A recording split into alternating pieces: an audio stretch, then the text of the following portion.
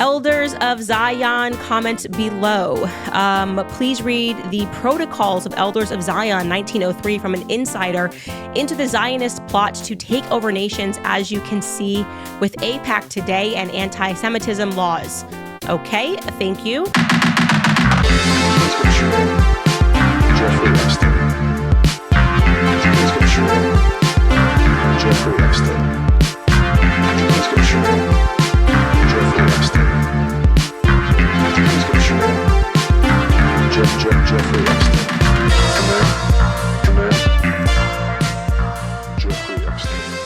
Guten Tag, Fraus and Frauleins. Welcome to Jew Talk. Mi nombre es, and that's for Franco right there, mi nombre es Brache Beldan. What is this that you're doing? You're not doing Jew Talk with me? We're not saying bad things. But what's it for? She's an anti-Semite. Oh, but she also, so then I'll be the she's anti-Jesuit too. Yeah. Which we'll talk about. Yeah. Hello everyone, I'm Liz. I'm producer Young Chomsky. You're anti-Masonic. We'll Okay. put you as anti-Masonic. Oh yeah, here. there's Freemasons in this too. Yes. And so hello to everybody except Freemasons today.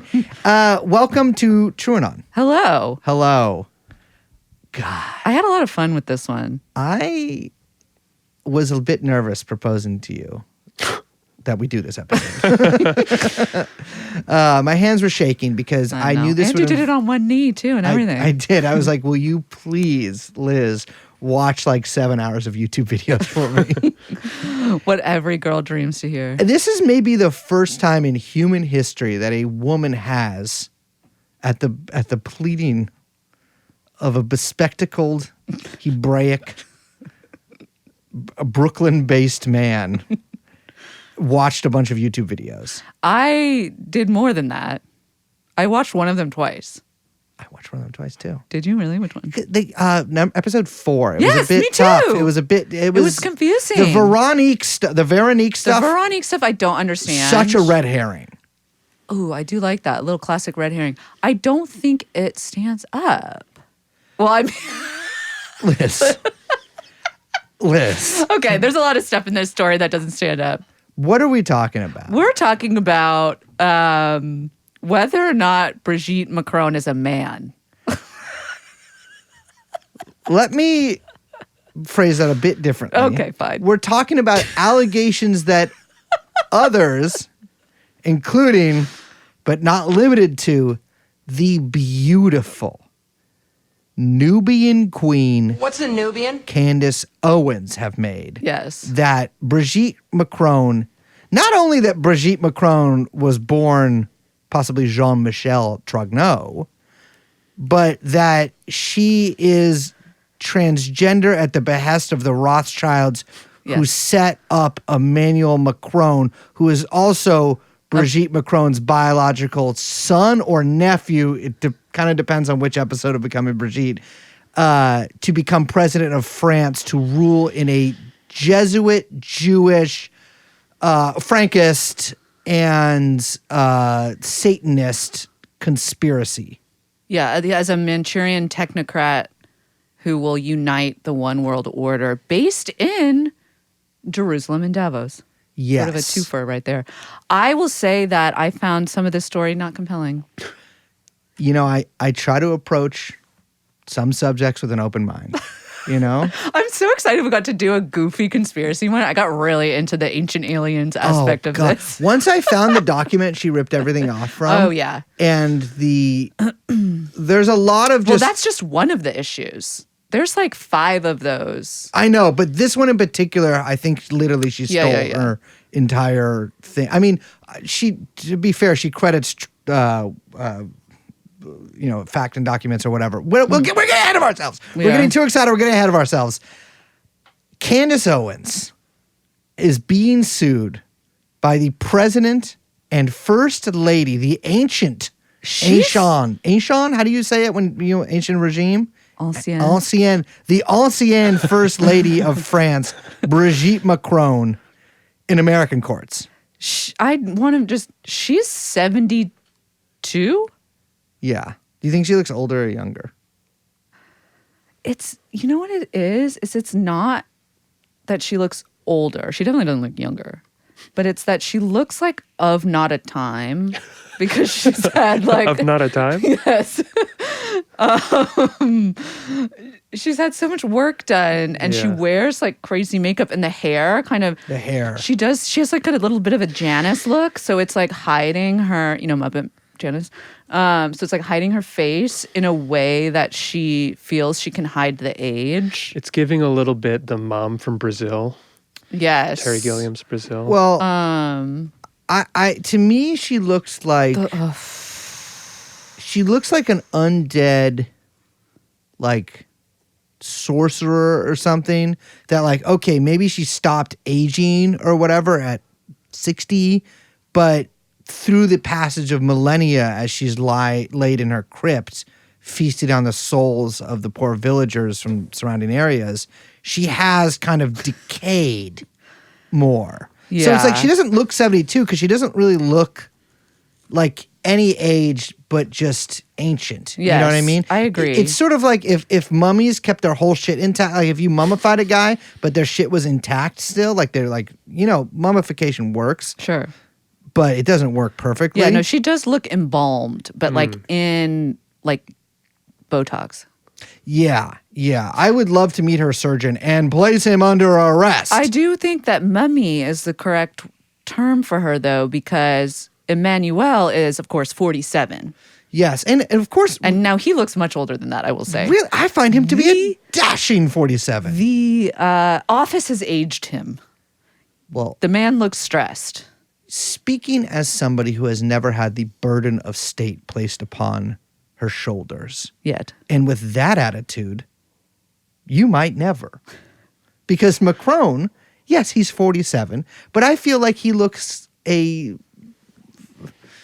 I don't know, say youthful 47. I'm sure that his pedophile wife might believe so, but or wish so, but he looks like a not too fucked up 47. He was rocking like long hair for a little bit, which was like with the sideburns were getting like real out of control. I think that's like kind of remember when he did the Ukraine photo shoot Yeah.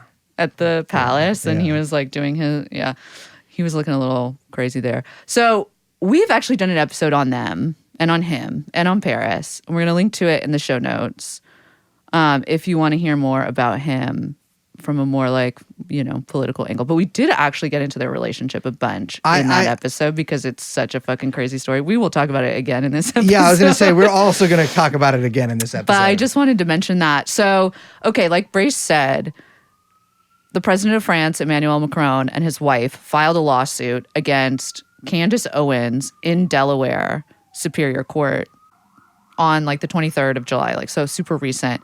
The complaint is 219 pages long.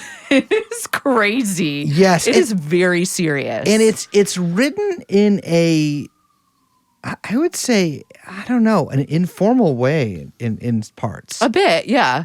They're represented by this firm, Claire Locke, which is a pretty famous litigation firm. They successfully won the Dominion Voter Systems Fox News case, Yeah. the one that then Fox News used as a way to get Tucker Carlson out, which was a big suit, Yeah. and a tough one to win. And I would say that the complaint is very confident. Yeah. You're talking about the complaint they're making against Owens? Yes. Yeah, it's very It is. confident. They I feel think- good about this one. And we just talked in the last episode about how tough defamation suits are in America. Yeah. I mean, I'm like, if you're trying to prove defamation, I think, again, I don't know the law. This is something I probably have to repeat maybe every episode. I don't know how law works really, but then again, many lawyers do not either. Well, the thing about law is it's all about interpretation. All about interpretation. It is tough to interpret this as anything but possibly defamation. I don't like I don't know. I mean, again, it's like it's weird with public figures and everything. Like I don't think it's a shoo-in case at all. Just because defamation suits are so hard to win, but It's crazy. it's a crazy document. So also, I sent you this earlier because I didn't know this. Claire Locke had a kind of crazy sex scandal themselves, which Candace kind of hints at in a couple of episodes. Yeah, she does.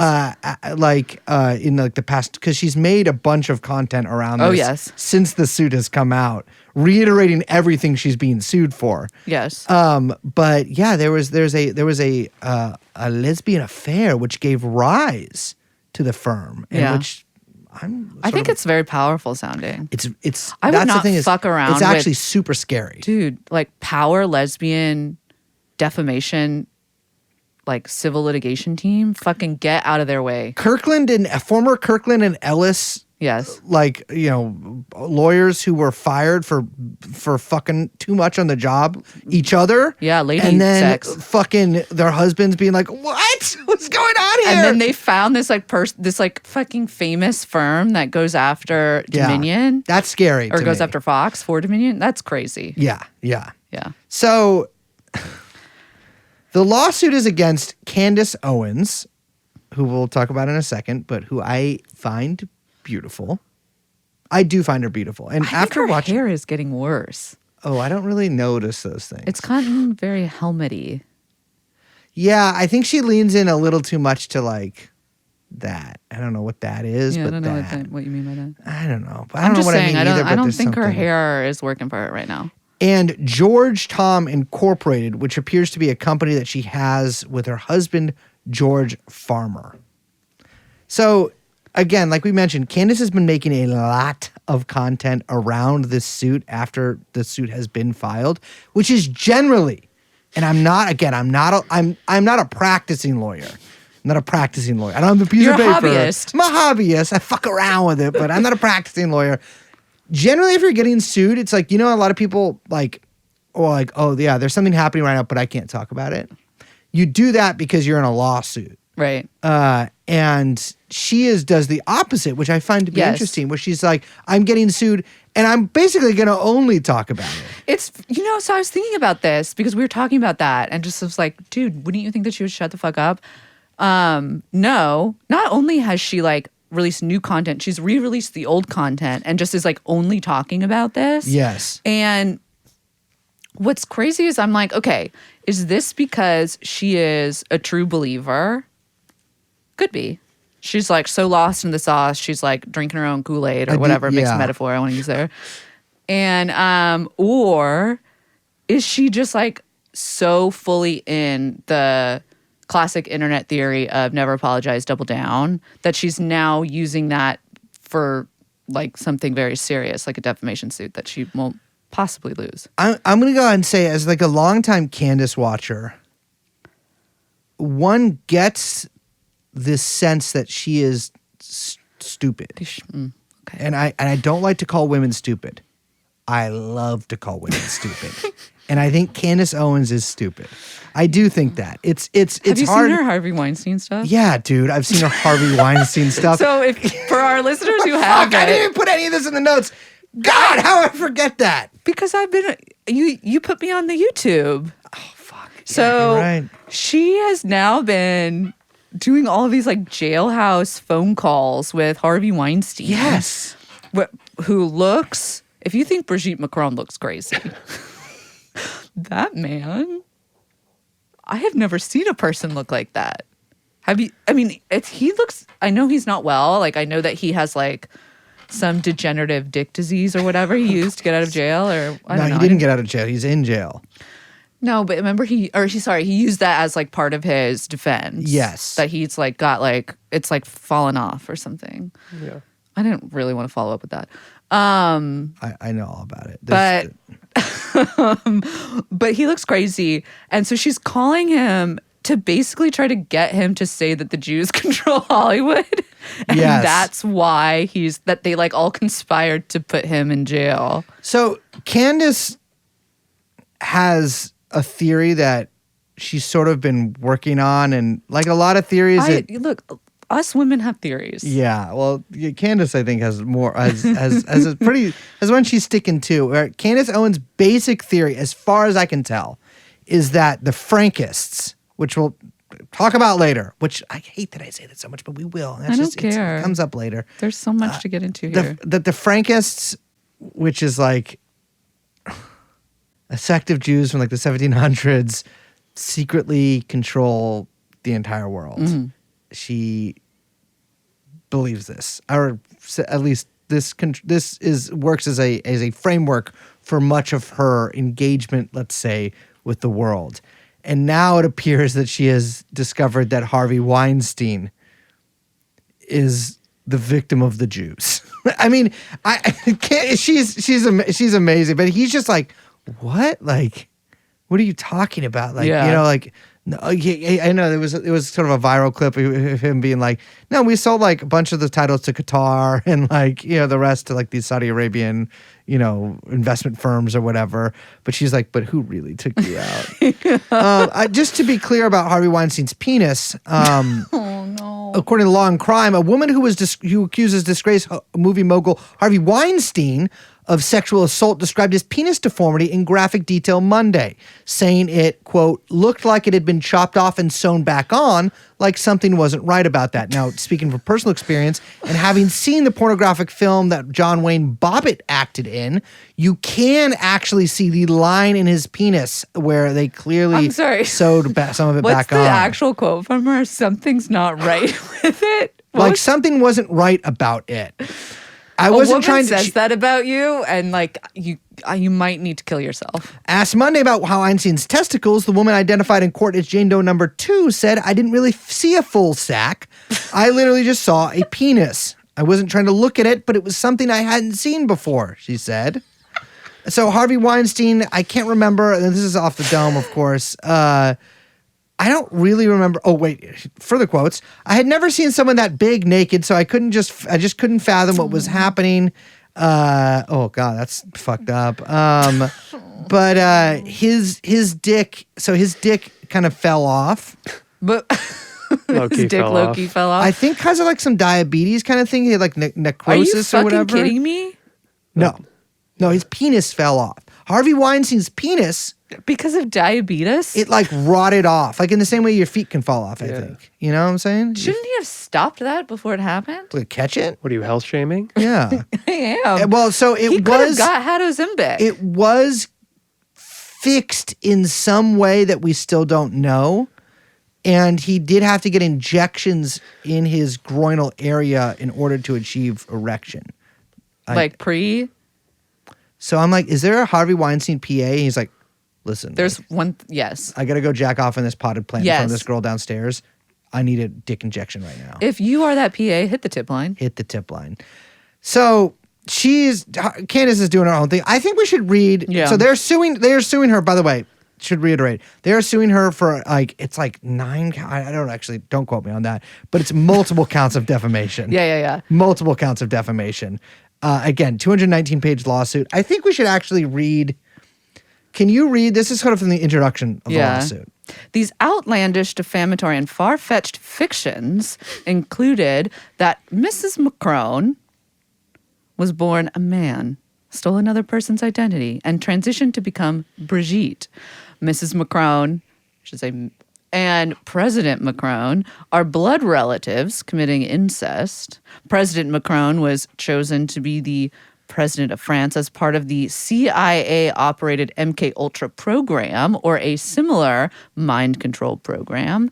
And Mrs. Macron and President Macron are committing forgery, fraud, and abuses of power to conceal these secrets. These lies have caused tremendous damage to the Macrons. Defendants have subjected the Macrons to a campaign of global humiliation, turning their lives into fodder for profit-driven lies.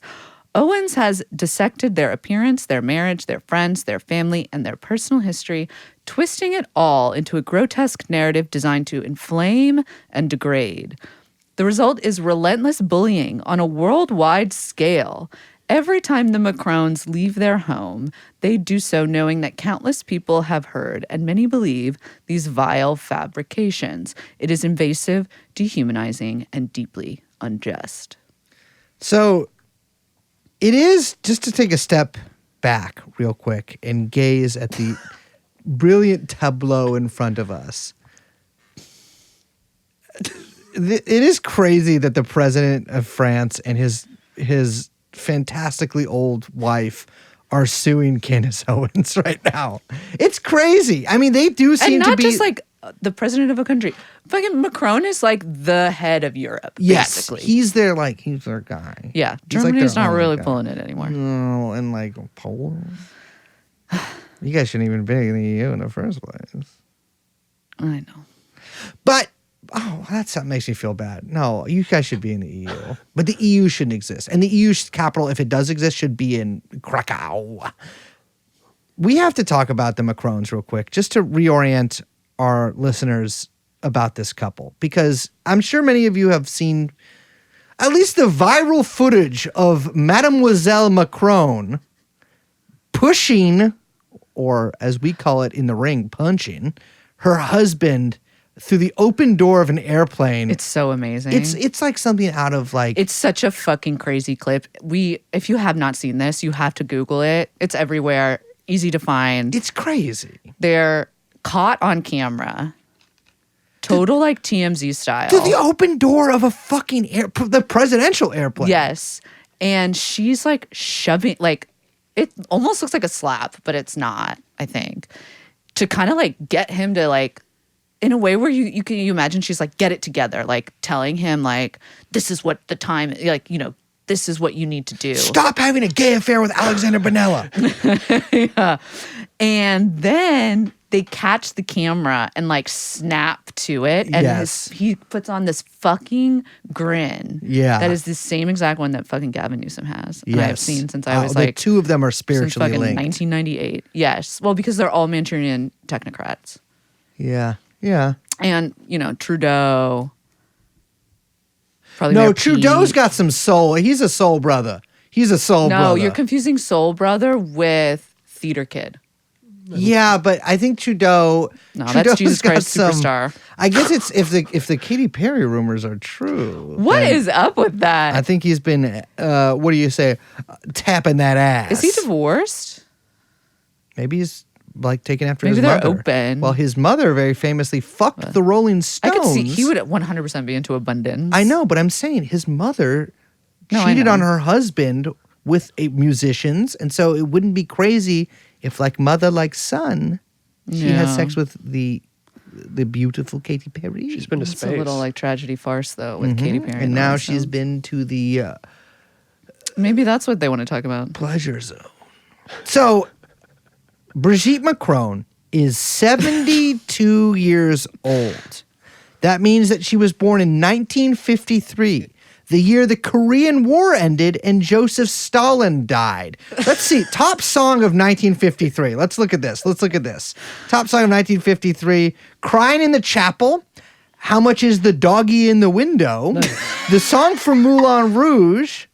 Answer Me, Lord Above, You Cheating Heart. Wow. It's a good, kind of a good. Those are Percy Faith. How much is the doggy in the window? Yes, which actually I have really We were bad. simple folk back I have then. really bad connotations to that song. Yeah, which fair I think I've enough. talked about on the show before, but I've seen something bad happen. Now, Emmanuel Macron, for the record, was born in 1977, which is the year that Star Wars: A New Hope came out. And also the year that Screwdriver's classic non-racist record, All Screwed Up, was released by my favorite record label of all time, Cheezic Records.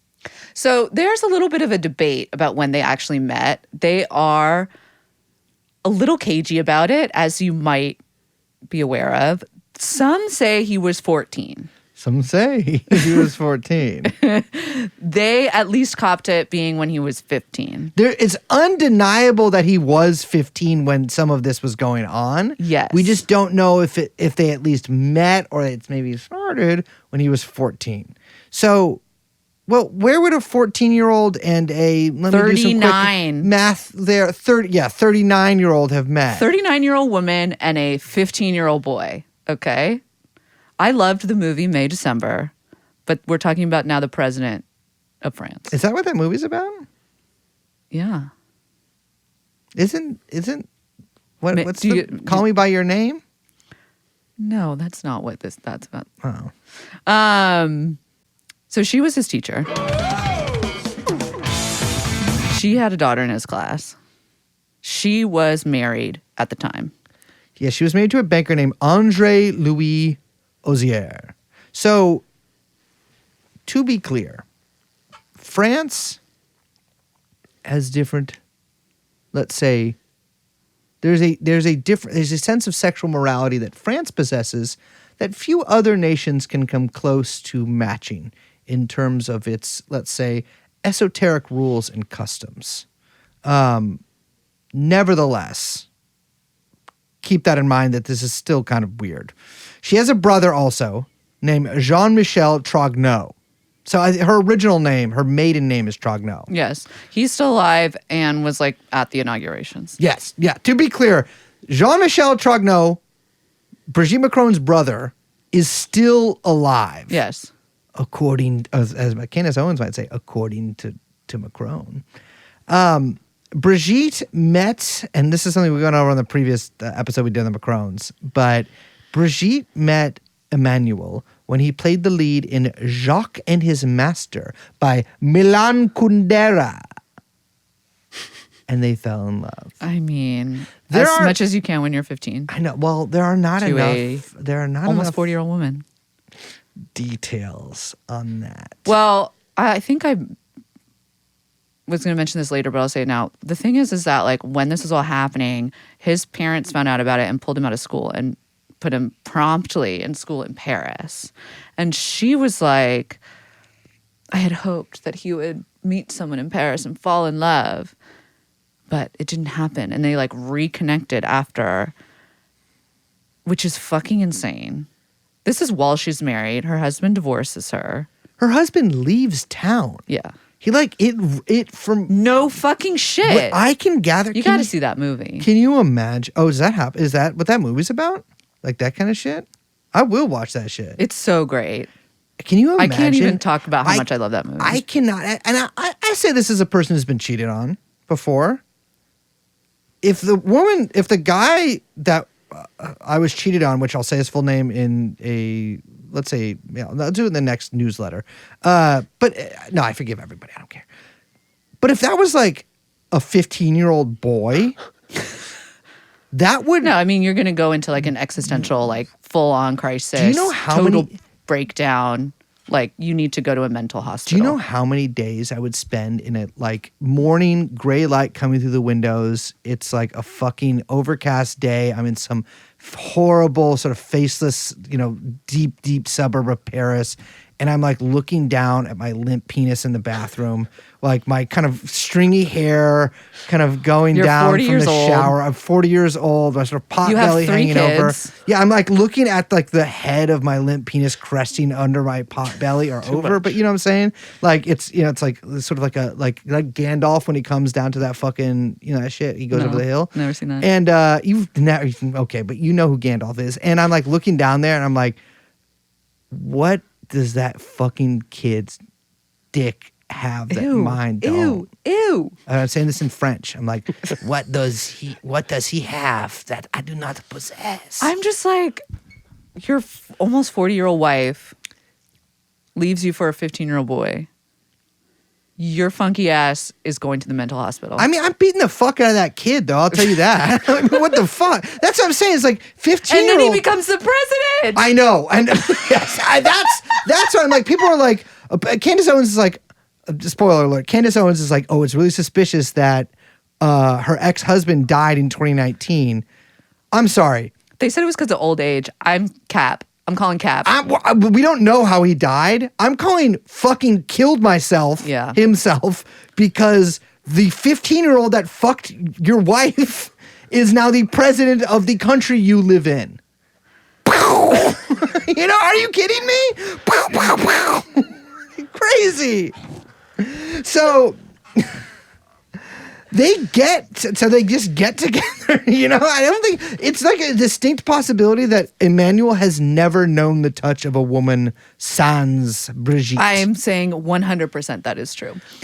But what's crazy too is that it was like what she said, and so she had 3 kids with the banker. Yes. And she was like, they were very supportive and loving. And I'm like, no, they fucking weren't. Dude, there are Your numerous adult children were okay with you leaving their father for a 15-year-old boy. It's like, I'm sorry, the French are a little too open-minded in some cases.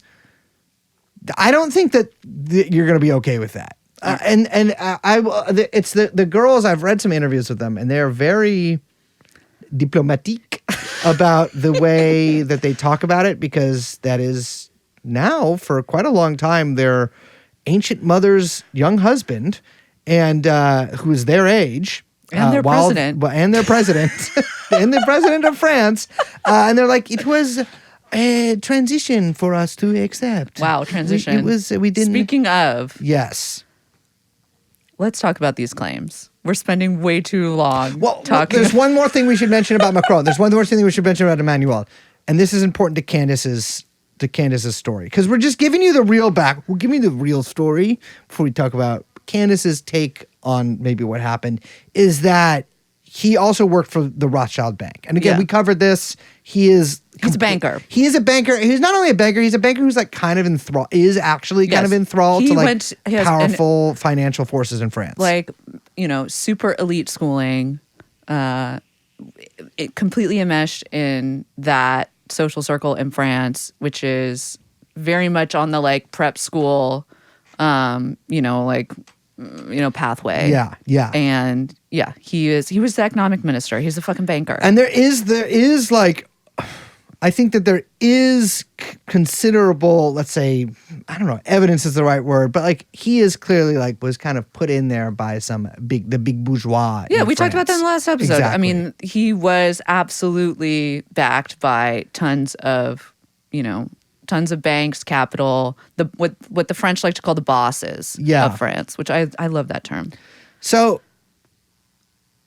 the theory that Brigitte Macron, the withered and elderly wife of the youthful president of France, relatively youthful president of France, Emmanuel Macron, is in fact a hidden transgender woman. It comes from a woman named Natasha Ray, who was active in the Yellow Vest protests that rocked France, and I think kind of petered out sort of in like 2020, 2021, which is funny because that was like COVID. A lot of them got swept up in that. So she is just like some like Yellow Vest lady. She sort of styles herself as like an independent journalist. Again, there's a lot of this going around back then.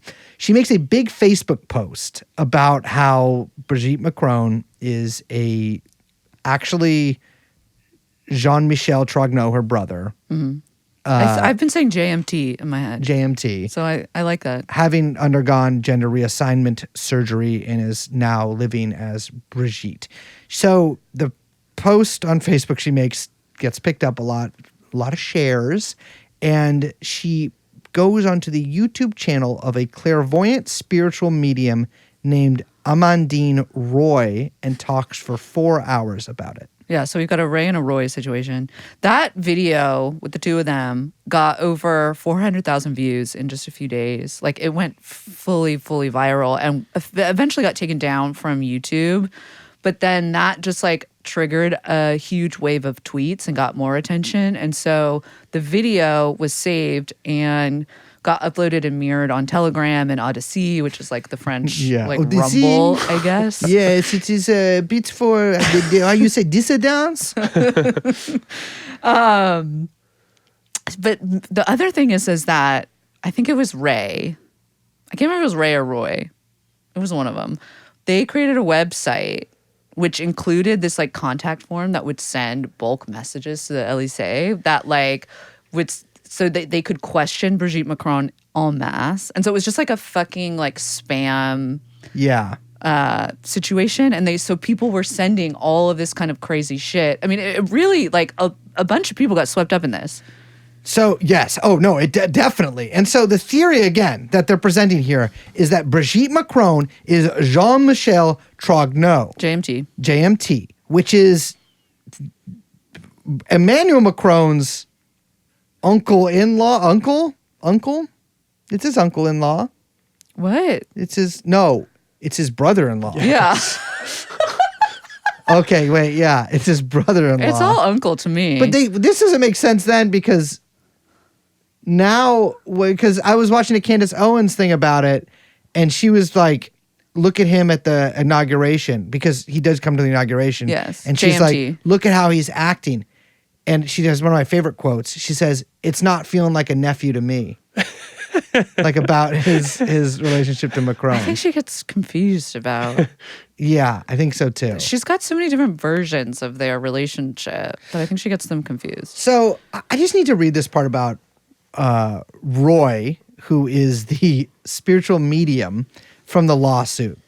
So this is because she's mentioned the lawsuit. In fact, she has herself been sued. Roy is biased against President Macron due to an incident where she claims she was not well treated during a call to the Élysée Palace.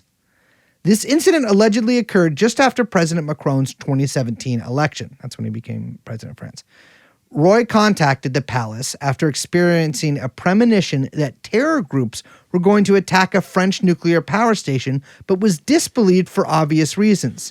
Indeed, this is not the first unfounded rumor about the Macrons Roy has spread on her YouTube channel.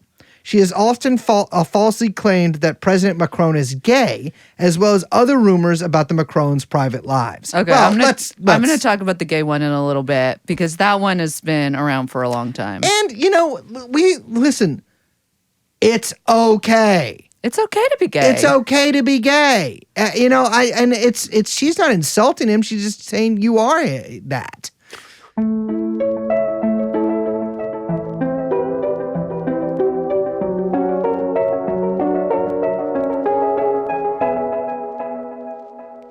Okay, so these two kind of nutty sort of people, and you listen, ladies and gentlemen, you know exactly the kind of people we're talking about here. They're kooks. They're freaks. They're kooks. They're picked up by a guy named Javier Xavier, actually, Poussard, who writes for an outlet called Facts and Documents. So this was later on in 2021, but it gave the whole thing some sort of fringe documentation status. Yeah. So Facts and Documents is actually a really interesting It is, yeah. website and newsletter. Unlike some of the yellow vest kind of COVID vaccine stuff, because again, that's where Natasha Ray and Roy, Which was huge in France, by the way. super big. Pandemic, spamdemic. Yeah. All the kind demics. of QAnon was not also just a US phenomenon, because we also have to be aware the where a lot of this is coming out of is that sort of just general. It was QAnon, but they were a little less focused on the US because it wasn't they didn't about live Trump there. though. It was about Davos and One World, EU, vaccine passport. Yeah. Klaus Schwab, all that. So Facts and Documents actually comes not necessarily from that, although it interacts with that stuff, let's say. It comes from the 1970s, New Right in France. So it was started by a man named Emmanuel Ratier, a so-called disciple of Henri Coston, the collaborationist, anti-Semitic French journalist, and early supporter of Le Pen. So Ratier's first magazine was called Balder. That's a great name. I know. It's named after the god, of course. Because, you got to flirt with the paganism stuff if you're going to be a neo-Nazi in the 1970s. That's why, the hippies and the Nazis, they all had the same How come our gods. Nazis don't go pagan? Some of them do. No, some of them, there's wolves, what is it, Wolves of Vinland or whatever? We have Nazi pagans. No, but we have all these slick little fascists don't go pagan. They're I know. all doing their weird little You're right. Vatican cosplay. Well, but that's paganism, no? Catholicism? Catholic? I'm just kidding. I'm just kidding, ladies and gentlemen. Firm Catholic over here since the day I was confirmed. So the magazine was described by a friendly writer, no less, as clearly committed to a nationalist, anti-communist, and pagan perspective, which was reflected in the organization of solstice festivals at the property of Ratier's parents, which were also an opportunity to train physically.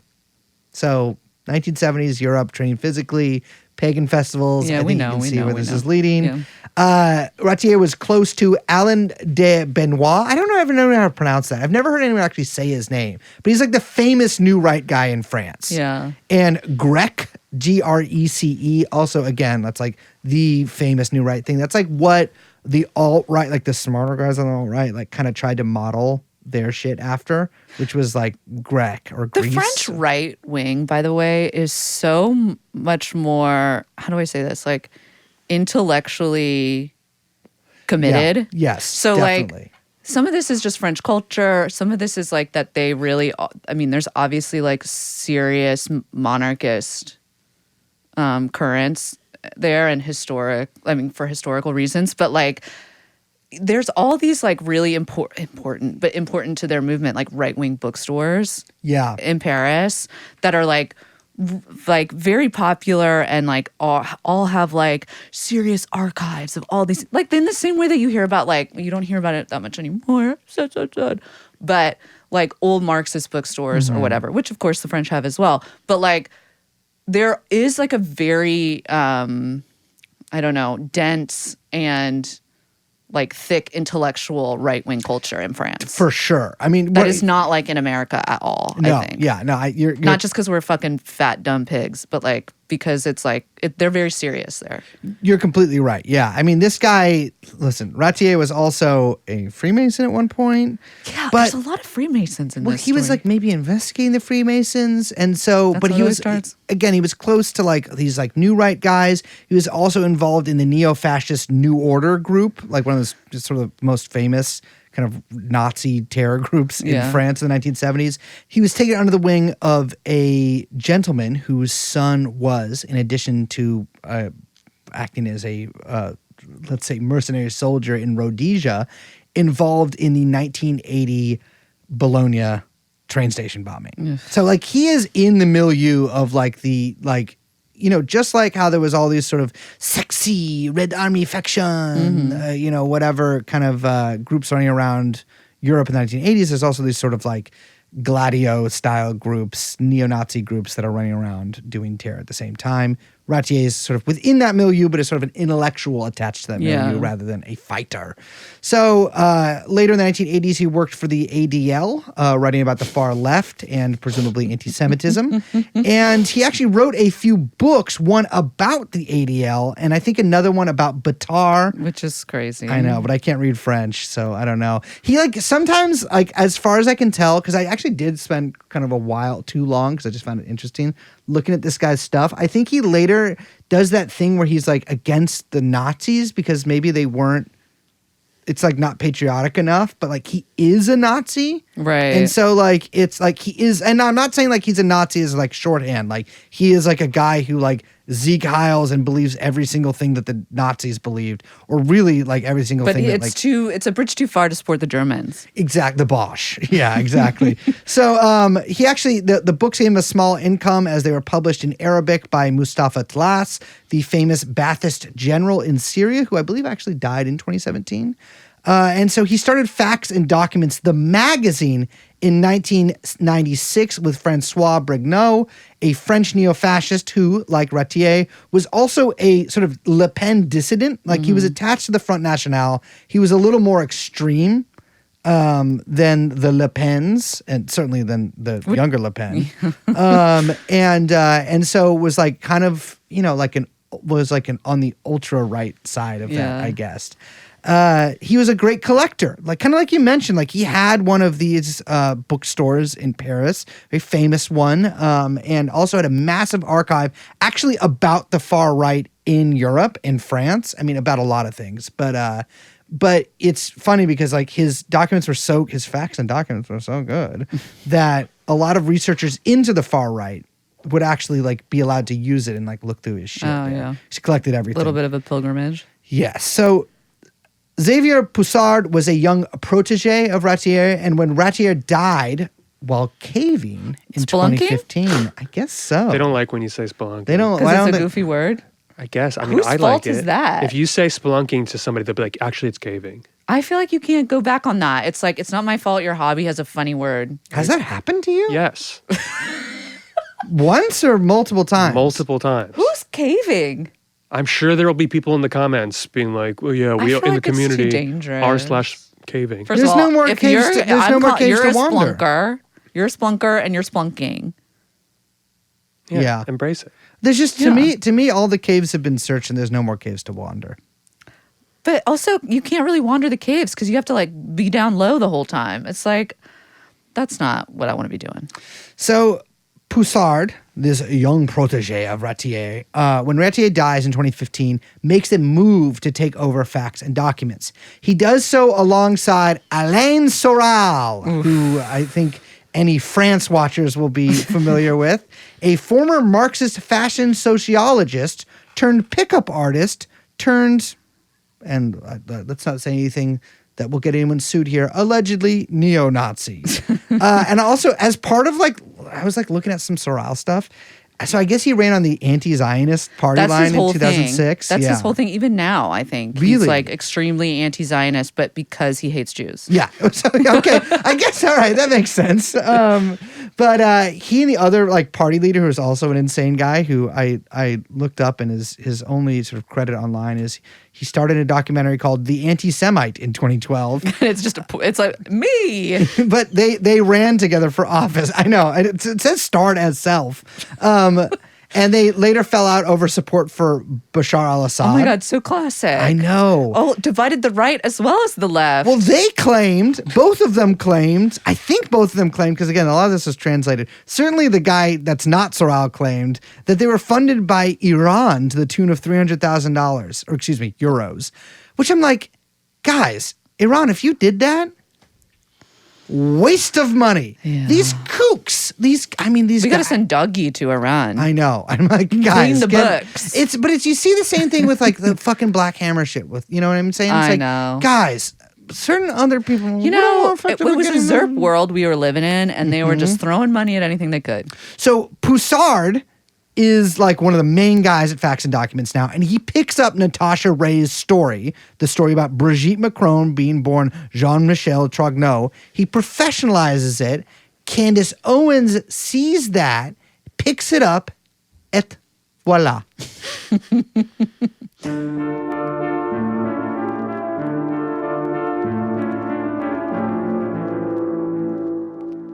So before we go fully stateside, we should talk about the legal situation in France, because it's actually pretty interesting. So Brigitte actually filed a defamation complaint in Paris in December of 2021. So right when this stuff was all picking up steam.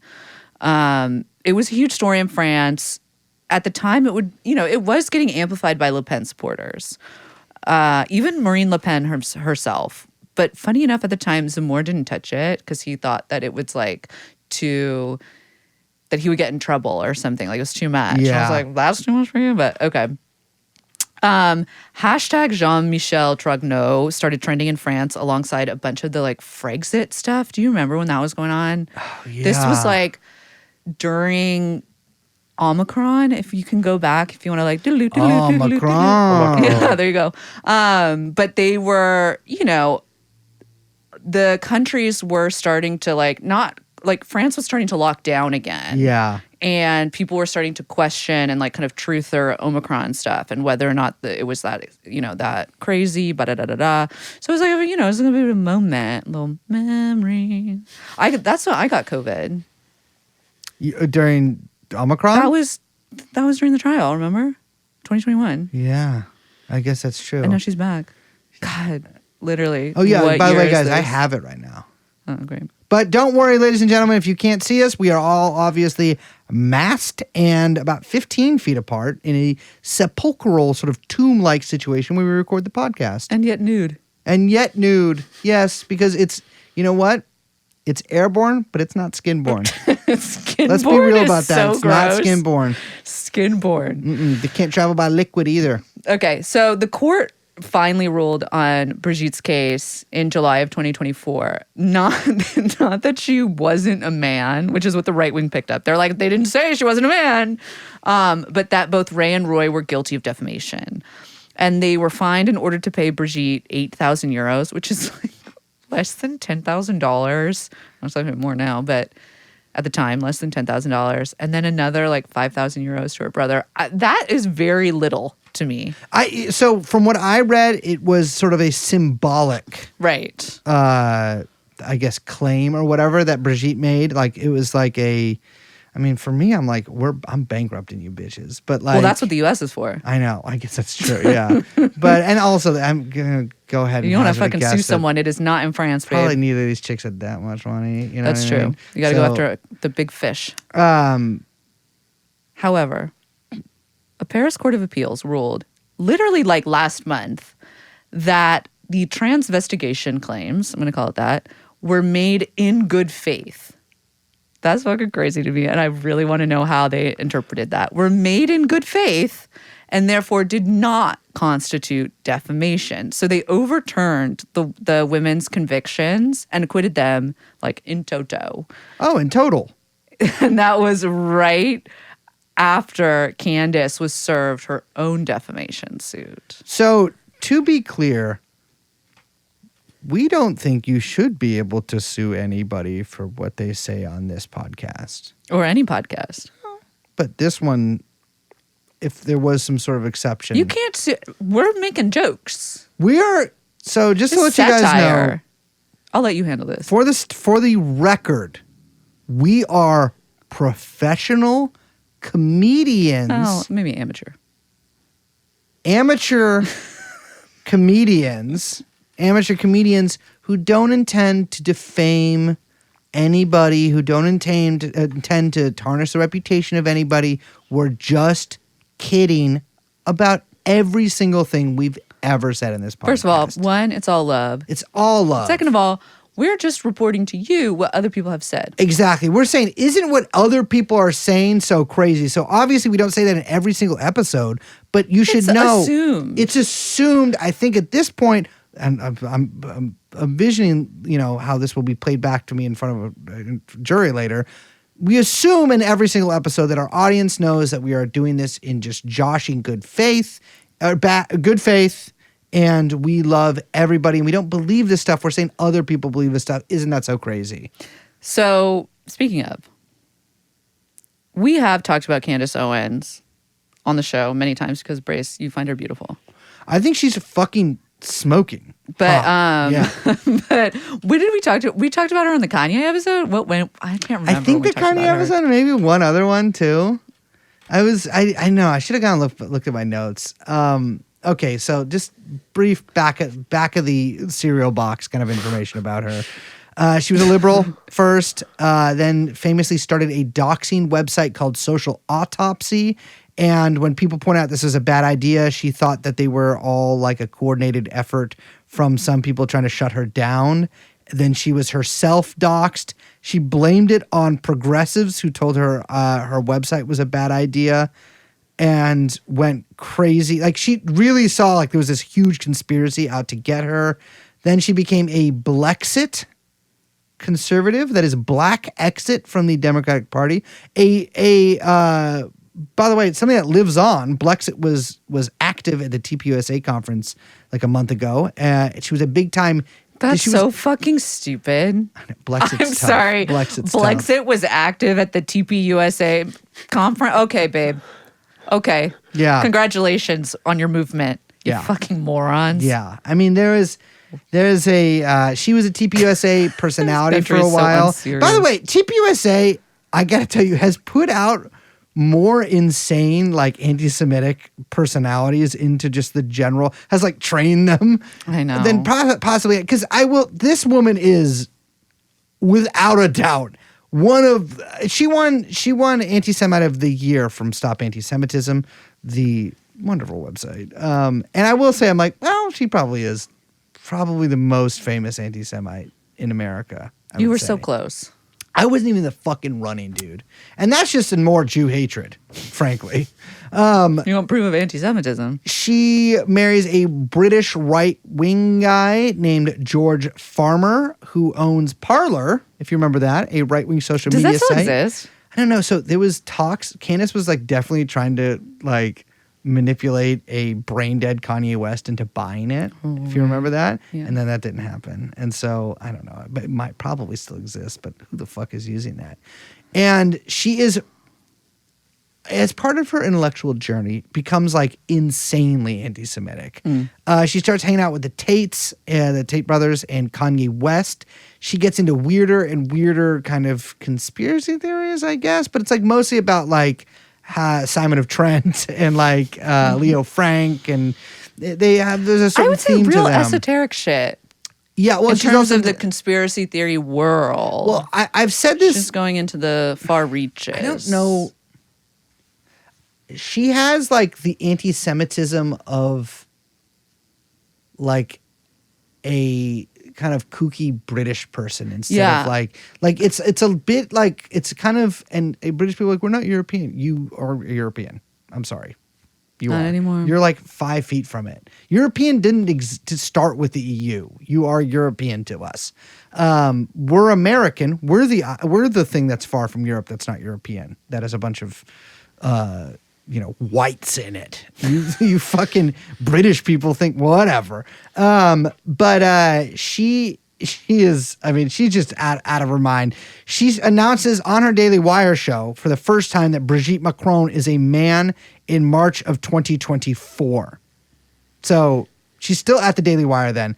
That is the last month she's on the Daily Wire because she eventually cannot keep it in, and she is, as they say, naming the Jew fairly frequently. And listen, Daily Wire, Matt Walsh is like what Candace Owens would be if she was a bit smarter, because Matt Walsh is like says like racist, anti-Semitic shit all the time. Famously. Yeah, famously. And like he is just plainly like, he is, as they say on the right, hiding his power levels. No, he's not. I know he's not really. Also, it's 2025. Don't say that anymore. I'm just like, it's 2025. Guys, why, you're not going to be raised. What are we doing? I love every man and woman on this earth except for some of them. But not because of their race. Except for that one. Well, except there's one race I don't like, but we don't have to talk about that one. But we don't even know what that, well, you guys don't know what that one is. I do. So her brand just kind of becomes anti-Semitism, but in a sort of amazing way. So she's obsessed with the Sabbateans and the Frankists, and she implies a lot that Jews secretly control, I think because they're Frankists that have kind of become crypto Jews and like entered into Catholicism. I think maybe the Jesuits, but also like control U.S. presidents. They are everywhere. She is like, for instance, she claims that Ataturk, the founder of modern Turkey, is Jewish. And she claims there's a particularly incredible, she does these interviews with the Tate brothers. She does one with Tristan Tate and one with Andrew Tate, where they're, by the way, talking about like the decadence of Weimar Germany. And I'm like, their job is pornographer.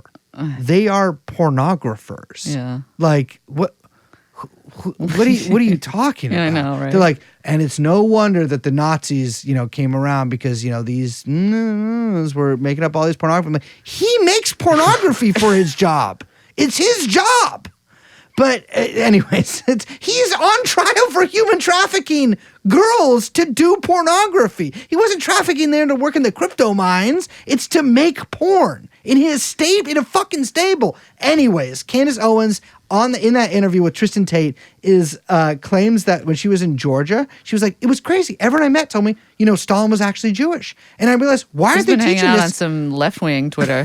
Why aren't they teaching this? Why aren't they teaching this in American schools? I'm like, you dumb fucking freak. You don't understand.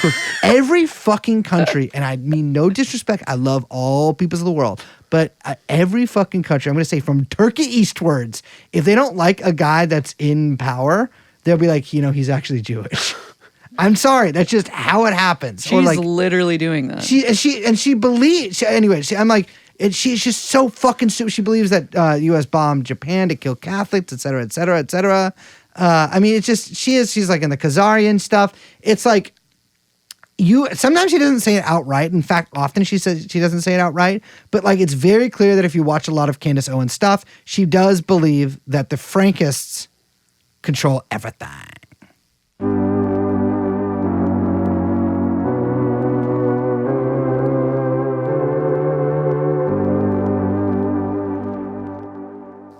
Okay, so let's get into the claims here, because this is the fun stuff, although it's terrible. And I'm just repeating what others have alleged. So between February and June of 2025 this year, Candace dropped an 8-part video podcast series called Becoming Brigitte. The allegations, among other things, so we've mentioned some of them, but the big one is obviously that Brigitte was born male and later transitioned. We'll get into the details of that. That Emmanuel Macron was groomed by JMT, Jean-Michel Trogneux, who is now Brigitte Macron. Emmanuel Macron may also be Brigitte's nephew. That one I don't totally understand. She like really, and the Macron's lawsuit points this out, like she changes her claims episode to episode sometimes. And she also maybe implies that it's a father-son relationship. I guess. I think some of that has to goes into the like Satanist stuff, which I'll talk about. Yes, for sure. Yeah. So they also say that couple is tied to CIA MKULTRA mind control experiments, and that at least one journalist, but probably more, were murdered in the cover-up. So I looked into that specifically because we're probably not going to talk about this later, but that appears to be about a woman named Isabella Ferreira, who, as far as I can tell, and I might be wrong on this, was not a journalist, but was a paranoid schizophrenic member of the Yellow Vests. Okay. But I citizen journalist. Let's say citizen journalist. Maybe she wrote, I think it was maybe like a Facebook post style journalism there, who fell into the river. Oh, shit. It's not just that Candace is doing podcasts, because it's, you know what? You're never just making podcasts. Yeah, you're also doing merch. So she's got a whole merch wing. She sells these t-shirts that say Man of the Year in the like Time magazine style, and then it's like Brigitte Macron. It's a pretty shitty looking t-shirt, actually. It's not great. There was another one that was like priests, pedos, and I can't remember what the other P was, but it was like something like that. They're not great shirts. I feel like I could obviously I would come up with better ones. I'm looking at her website right now, and I love Candace Owens. Oh my God. No, she removed the Standis cups. She used to sell Candace Owens Stanley cups called Standis cups, and we still see, as we can see, these are still, they were like $115. That's and great. They had a picture of a fetus on them. The Man of the Year shirt looks so bad you can't even read the text. It's a really bad shirt. Yeah, it's not a great t-shirt. But she has, they're selling mystery apparel things, which means like, that means that they have a lot of overrun stock. Sure. But she has shirts that say anti-feminist in the Friends logo. They make him a sandwich with the, Rosie the Riveter on it. Girls just want to have manly men, but the man part of manly it's kind of capitalized. I know that's a reference to. And then more Rosie the Riveter, make him a, this is actually really bad it's not merch. Great. I'm actually kind of surprised. So December of last year, the Macrons sent a detailed retraction letter to her. It was like very formal. They included birth records, photos, press clippings. There's like famously, part of the evidence they have against all of this stuff is they have like the birth announcement of Brigitte in a French newspaper. Yeah. And Candace is just like not about it, doesn't care, and like openly mocks it in the podcast series, and then is like, bring on the lawsuit. Like literally says like, bring it fucking on. She says, I'll pay for the lawyers. And listen, we say right here at TrueAnon, dude, please do not bring on the lawsuit under any circumstances. Please do not bring on the lawsuit. We're just kidding. So, like we said, all of these claims are part of a kind of like, I don't know, stitching together a universe here, I guess, in the way that conspiracy theories do. So, facts and documents, which is, the kind of like zine, right-wing zine, where Candace got a lot of her material. They claim that Brigitte's real sister, who is also named Brigitte, so like the real Brigitte died. She was like, the real Brigitte was born in 1953, like Brigitte Macron. But that she died in 1961, okay? Jean-Michel, JMT, allegedly stole the still valid birth certificate around 1984 when the Freaky Friday transition happened, okay? So this is what I never understood. There's like a lot, because I've been following this for a while. And again, I think a lot of people sort of simplistically put this as that Emmanuel Macron is like the claims from this podcast. People, it sort of gets like how people talk about it is that Candace Owens shows that Brigitte Macron is transitioned from male to female. Yeah, that's part of it. That's certainly part of it. It's so much bigger than that. But part of this is that, and this is implied at certain points, that Jean-Michel, the brother, might have killed Brigitte Macron. And like the real Brigitte To assume the identity. But then like 20 years later. they prove, and there's some amazing transvestigation sort of circled red things. Sure. And they prove this by showing that doesn't Jean-Michel look like Brigitte Macron if we draw Brigitte Macron's hair on a yearbook picture of him? To which I say, yeah, that's her brother. There's a lot of this falls apart because they're like, doesn't this person look like this other person? Well, yeah, because they're related. Very closely related. Sure. So I would assume so. So Brigitte Macron does have two dead sisters. One died at 27 in a car crash in 1961, which is 16 years before her future husband was born. And then the other died at the age of 93 this year. 93. Well, good for her. Oh yeah, I gotta go see my 93-year-old sister-in-law. They say that Brigitte's baptism record is missing and that the 1953 birth certificate has like tampered edges. I don't know what that means. Obama. But it's Obama. giving. There's 9 layers on the Photoshop. Yeah, it's giving birther. They're saying that it's all been messed with. They point to a lack of photographs of Andre Louis, her first husband, the one who died. 2019. They say that he's like an invented spouse, basically, or a ghost husband, which I love saying. Well, now he is. So there's like a lot of questions they have about her divorce with Andre Louis. Yeah.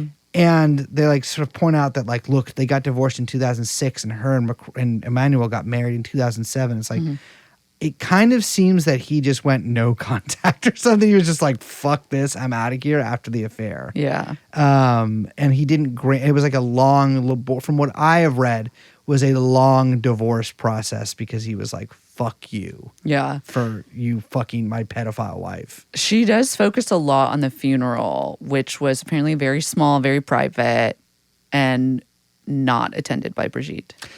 Well, I was thinking about that. I get it. I mean, the reason why, I think, is because she's married to the president of France. I think it's because she's married to the president of France, but also I think it's probably because Andre Louis had his life ruined due to his wife, who was 39 at the time, having an affair with a 15-year-old boy. Yeah. And in fact, leaving her husband to continue her affair with a teenage boy.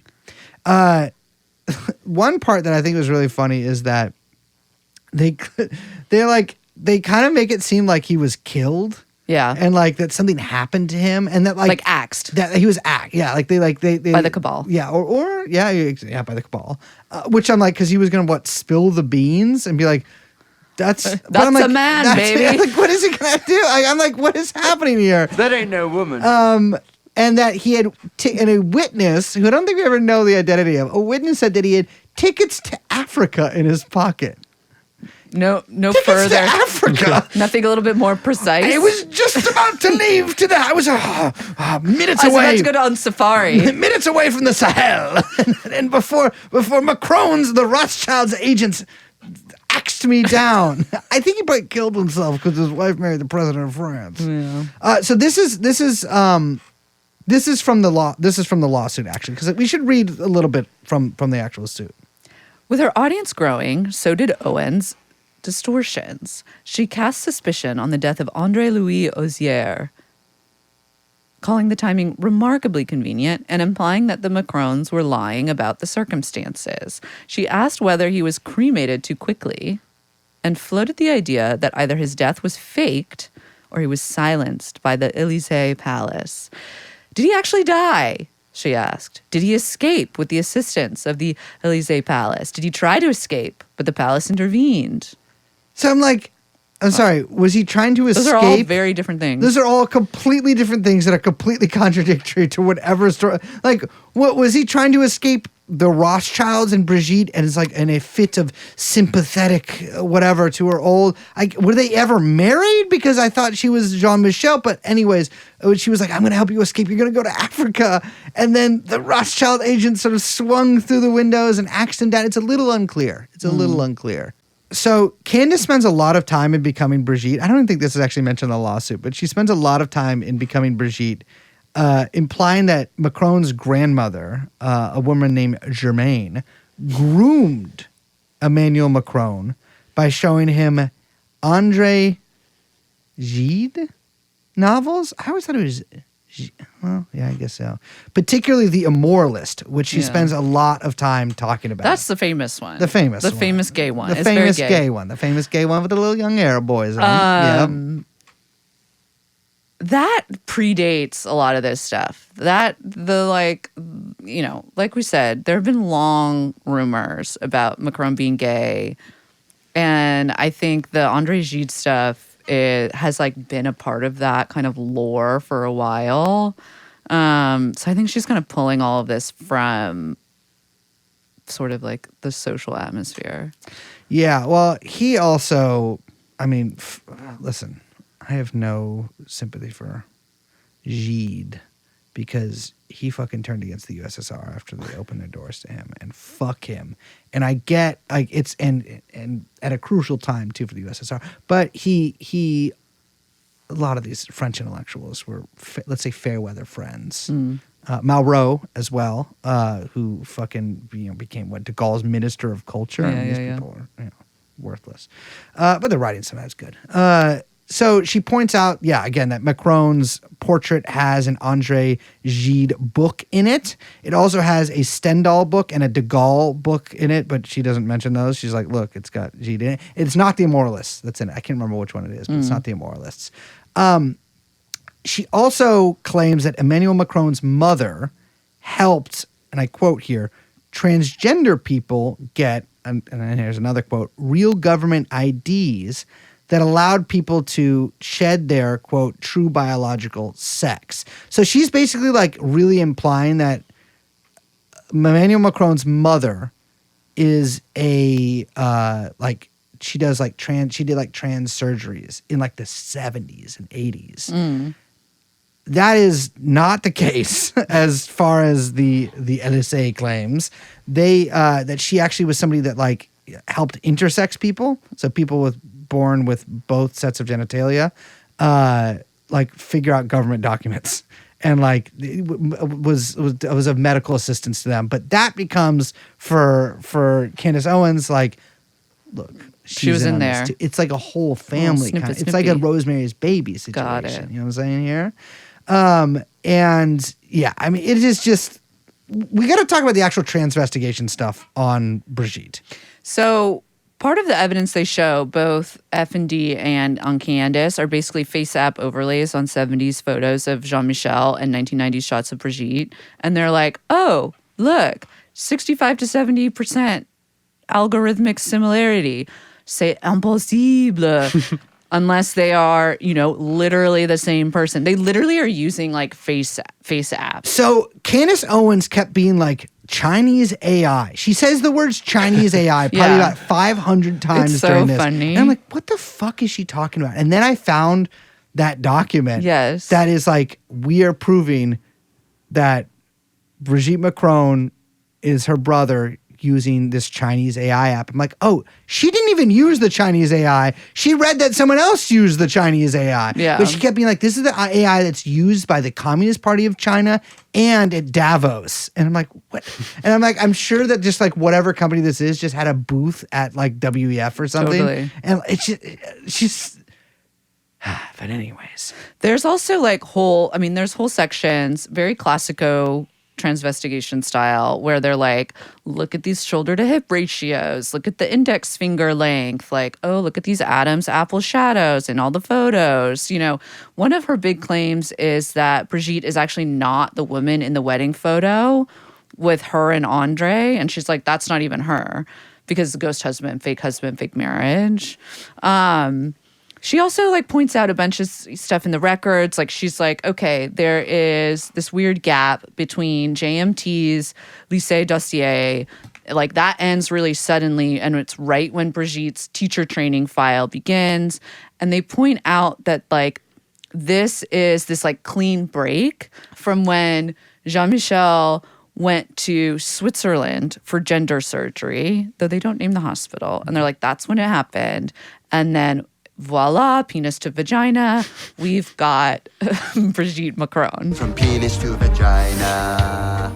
So Candace, you guys have to understand, so much of this depends on Candace looking at like an old photo and being like, how come there aren't more of these?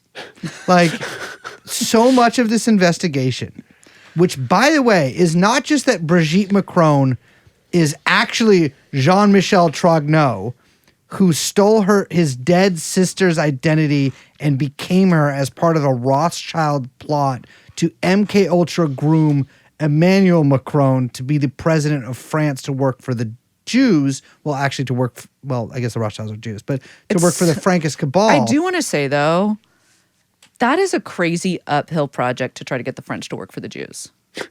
I'm just like, wow. they couldn't have intervened like fucking 40 years earlier. Because you really, I mean, that's a lot of work, personal I'm work just you like- got I'm to like- do I'm like, on if the people there. If the Jews were this powerful in like 77 when Macron was born, we could have used your help like 30 years before that, in 43. You know, the French were not. They were like, take them, off with you.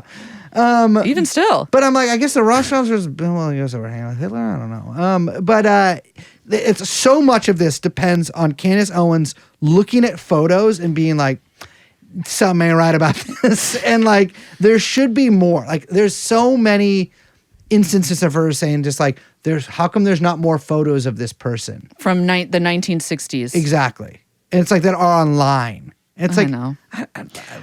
So there's also, this is a big part of the story and kind of like knits a bunch of things together and also is what opens the doors to this kind of larger conspiracy because there's allegedly this huge cover-up network. So this thing goes big. F&D ties Jean-Michel to the murdered Belgian pastor / sexologist, Joseph Doucé. Now, this is like a very famous French unsolved murder. On July 19th, 1990, Joseph Doucé was kidnapped by two men who introduced themselves as police officers.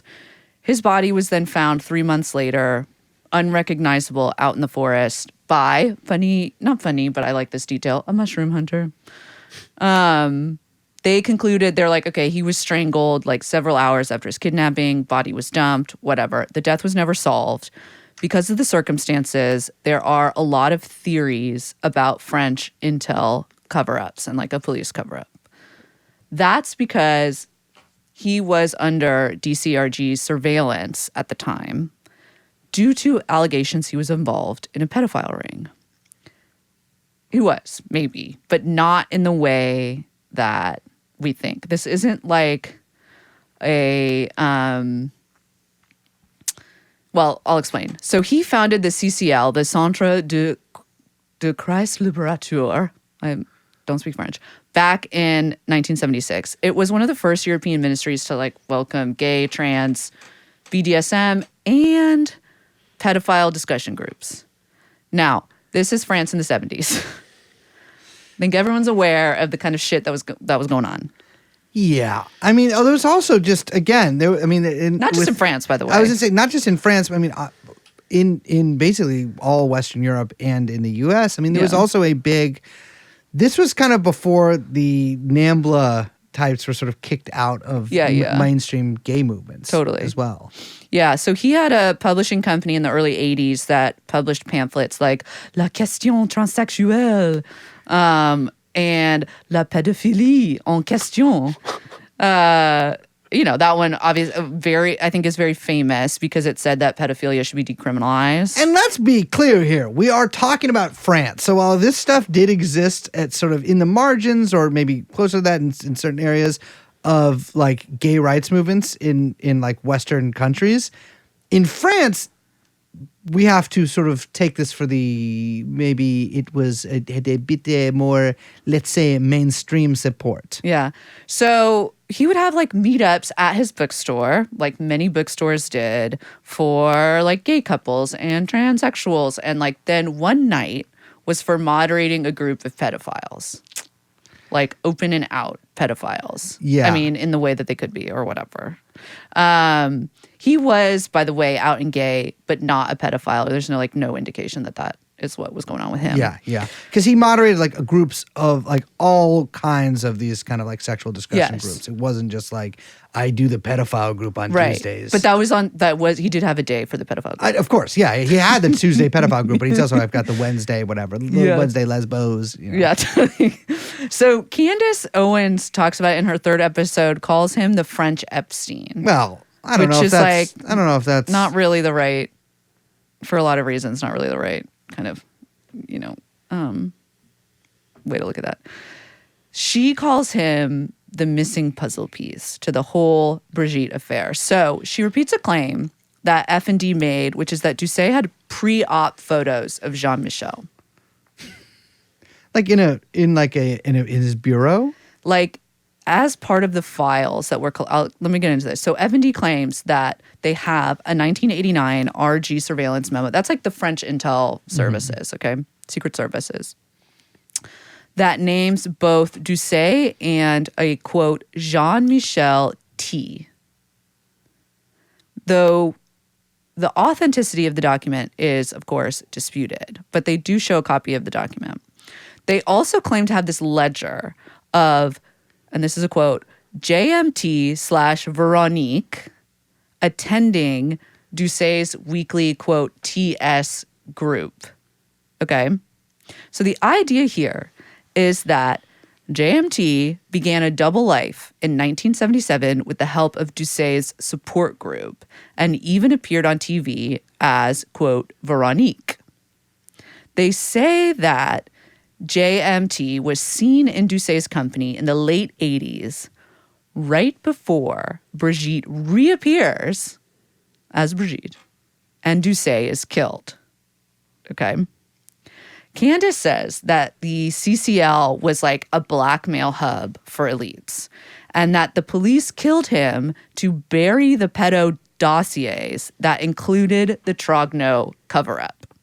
So that the idea here is that Doucé was killed by French secret services because he was keeping dossiers on all the pedophiles in his pedophile group. And I guess like other like, and on Wednesday when we talk about all the crazy sex we're having, I'm going to like make notes about it and use it against you or whatever. Well, you'd think if you were afraid of being blackmailed, you probably wouldn't go to the public group. I mean, I think in her mind they're more like secret crazy groups for elites. Oh yeah, like there was But then this thing goes stateside. So this is what she says. She said that the Doucé files were given to Langley via Jesuit cutouts from the French intel services. Okay. I see this. Yeah. And this is what ties the whole thing to a larger Sabbatean Frankist storyline that she's got going on.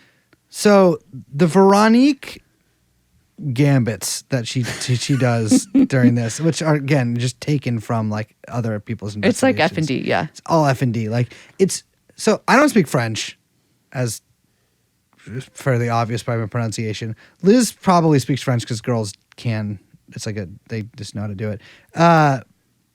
But Candace Owens definitely does not speak a word of French. And so like a lot of her investigation here, like listen, we've done like for the El Polpo stuff, like, you know, we had to do a lot of translating there and kind of figure out what stuff was saying, blah, blah, blah. I talked to Italian speakers about stuff. I don't know if Candace Owens has exactly done that. And so a lot of her stuff is just like, she's like, look at this TV interview with Veronique, or like, I have this TV interview with Veronique, but I don't think she's actually watched that. I think she's just repeating her claims from F&D, or the claims of F&D. But what she says about the TV interview with Veronique is like, so there was like some, you know, in the 70s or 80s or whatever, I guess say the 80s, there is like a TV program. It's like My Life as, you know, transgender or whatever. And And there's like one person interviewed that I think is on camera, and there's another person, Veronique, who's interviewed sort of, they're like blacked out already. You can't see them. It's a classic, like, sort of hidden identity interview thing that they do on TV. And in the interviews, like fairly, from the little bit that we get to see of it during Candace becoming Brigitte, it's just like, she's like talking about Rimbaud and Chopin and stuff. And Candace Owens is like, Rimbaud, and what did I find out about him? He was gay. And guess what? Emmanuel Macron tried to put him in, like, Emmanuel Macron was like going to award Rimbaud some like state honor thing, or like put him in some, I'm sure that Rimbaud has been in all of like the sort of pantheon or French whatever. Well, she should wade into whether or not he was a communard. Well, which I do believe. Well, there's allegedly that one photo. The photo, yeah. I was sending you that stuff. I mean, listen, I love Rimbaud. Yeah. I love Rimbaud. But she's like, Rimbaud was gay, and Macron tries to elevate his stature more in France. Don't you think that's interesting? And Rimbaud's family is like, he shouldn't just be known for being gay. I'm like, I don't think Rimbaud is just known for being gay. No, he's known for. I think he's like known for a lot more than that. Yeah. He's known for being in the French Commune. But it's like, I mean, it's great. And if any of you haven't read A Season of Hell, it's fantastic. You should Also, read it. I just want to kind of like, I'm like, Candace, do you know how gay France is just in general? Yeah. Like, you gotta like, when you're looking at like gay shit from France, you gotta wade through the just like general gayness of the whole country. Yeah. You know what I mean? It's I mean, yeah, it's insane. I say that with love. Well, speaking of, so do you remember the 2024 Olympic opening ceremony? Yes. So this actually features very prominently in this story. So there's like, in several episodes, she claims that the opening ceremony at the Olympics in Paris was a satanic ceremony conducted by Brigitte Macron. Yes, that Brigitte Macron got, because at one point there's like, I think there's like a bunch of people, I don't even know if it's like, I think it's just drag queens, right? Yeah, where they're at they do the like Last Supper. It's not thing. just drag queens. It's like, or I don't know if they're all drag queens, but it's all just sort of like, we're all It's queer. like queer. La wokisme. It's la queer, wokismes, you know, yeah. whatever they're doing. And they're all like, it's like a, bacchanalia. Yeah, and like, And and there's like grapes and chalices, and everyone's like, ah! and it really is like, I mean, it does resemble the Last Supper, but they're like, in their defense, people got pissed off and they're like, no, it's like a pagan, like bacchanal thing. I'm like, well, it looks like kind of a mix of both or whatever. Yeah, but like, yeah. it's definitely like, yeah, there's the grapes and we're Right. having wine or whatever. And she's like, this was a satanic ceremony conducted under all of our noses by Brigitte Macron. She actually has an episode on this that's not a part of Becoming Brigitte. That's called Olympics Exposed. Right. But this is like one of those things that happens, like, this is like, I mean, this is Travis Scott Astroworld for Candace Owens time. So she's like, look at the signs that they're putting here. They're doing their satanic ritual on TV. Yeah. So she ties this into this sort of like Jesuit and Intel Services storyline that gets into the Frankist stuff that I want to get into, because some of this stuff actually goes back further than the transvestigation stuff. So in 2017, there was something called #MacronGate. This is like way back when. So Sputnik, remember them? Sputnik ran a, do they still exist? I have no idea. They do. Sputnik ran a piece calling then candidate Macron a, quote, U.S. agent backed by a wealthy gay lobby. Hey, there's straight guys in that lobby. First of all, it's called the Gay Cabal. Or the gay mafia. The gay mafia. It's the fucking gay mafia. The gay mafia is my favorite, but usually that's just referring to the Graham guys Carter. that or just like the agencies. Yeah. It's the gay mafia. Or and now, no, let's be clear. VC firms in Silicon Valley. That's now, true. too. They have their own. They should. They opened up a branch. So there was a claim back in 2017 that Macron had been, quote, seen at Langley when he was meeting with the U.S. think tank CSIS. Child sex. Intelligence Services. Intelligence Services. It's right there. Yeah. But this was back when he was just economic minister. So I think what they show, I think like, I personally don't want the real facts. I like believing the fun ones. But he was in DC. He didn't go to Langley, and he had no like security clearance. It was like he was meeting with probably some fucking like Chamber of Commerce bullshit to talk about how they're like gonna plan to strip pensions from people. You know what I mean? Yeah. But he was in DC, but not at Langley. The Russian newspaper Izvestia published an interview with Julian Assange at the time. And this is what Assange said. He said, quote, "We have interesting information about Macron. This data comes from the hacked personal correspondence of former U.S. Secretary of State Hillary Clinton." It's like her being like, guy's a homo. I wouldn't put it past her. She's a fucking catty Looks bitch. like the friends of Dorothy have placed one of their men in charge of France. Yeah. I guess economics minister at the time. So the gay stuff is like not new. People have been saying that shit about Macron for like since like 2014. Dude, people were calling me gay in like fucking 2003. Yeah, 2002 You and were a shit. baby too. Yeah, well, no, I wasn't. A little gay baby. I was Gay fucking baby. 12. I was fucking 12 and almost old enough to fuck Brigitte Macron, but and I could have hit probably at 12, but it's okay. Yeah, he was called every fucking listen, Kash Patel is called gay. By 2016, the Macron's gay stuff was like everywhere. Yeah. I mean, the rumors were so insistent. He had to like publicly deny it at one point, which is so humiliating. He's like, no. no, he kind of like tried to pass it off as a joke. Well, you but got it's it. just You like, have to. You have to. no, you don't. You never acknowledge. Always rise above. If someone asks, like, No one's asking, hey, are you gay? That isn't even what happened. people used to literally ask me that. No, it was, does your mother know you're gay? People, that got That's a me. classic. I got caught in a loop with that for like 3 days once in 2001. It fucked me up. Have you stopped beating your gay husband yet? Yeah. I'm like, I don't know. So Candace basically revived the Langley story and just like merged it with CIA mind control stuff. Oh yeah, because she's like MKULTRA it ended officially the year that Macron was born. Yeah, so she basically is like saying that MKULTRA, and that's how she called it, MKULTRA installed the Macrons as like a handler asset couple, which is what the like Langley meeting was about, and that Macron's Jesuit schooling was key to this project. So one question I have is, and I should know this because that's much about conspiracy stuff, but why is it the Jesuits are like the evil monks? I don't know. I don't get why they're all up on them. Why not the Benedictines? I don't know. The Benedictines are maybe more.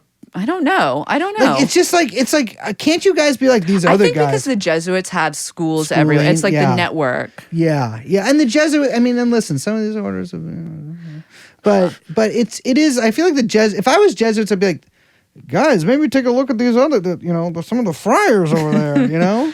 So she spends a lot of time going over how, quote, psyop neurolinguists Yep. facts were delivered by Jesuit psychologists to create, quote, Manchurian technocrats. Oh, they're making Chinese people. That's what they're fucking doing in these places. That's how come there's so many Chinese people. She should actually go that route. That would be so funny. Macron's Chinese. So I will say, Tom O'Neill, if you're listening, which I don't think you do, but if you are, I know people you're close to listen. You got to be like, Candace, stop recommending my book because she's definitely saying. Yeah, she in the has first said it like 3 episodes of so Becoming many Brigitte, she's like, times. you should read Chaos by Tom O'Neill. I'm like, I did read that, and I don't know if it says this in there. No. She is like, that's her whole thing. She keeps saying Manchurian candidate, which I'm like, oh, interesting. So you mean somebody who is sort of level-headed, wise, and not subject to all of the whims and whimsies of these Western Democrat politicians? So in Becoming Brigitte, episode 4. This is a tough one. Again, It's a we tough both one. had It to took watch me- it twice. Yeah. Candace says that Jean-Michel was in class registers for a Jesuit academy outside Amiens, which she calls, quote, the perfect grooming ground. So I don't, like we were saying, I don't know that much about the Jesuit lore in terms of them being part of this kind of.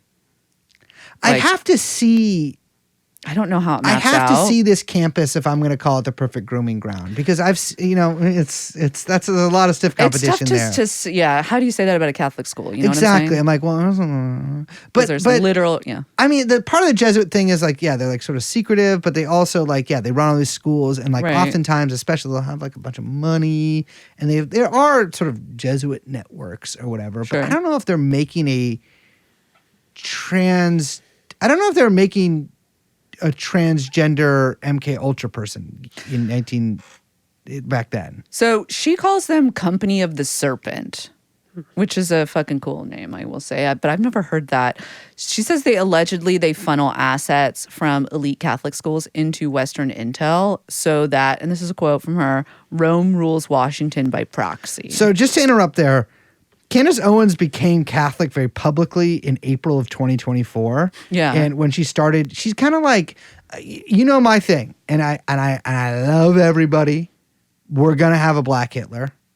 Candace Owens was making a huge bid to take from Nick Fuentes back then. When he does this whole thing where he says like he got his like groypers or whatever to say Christ is king to anybody like whose early life section. Don't you feel corny saying all this shit? I'm sorry. Like not me, to these people.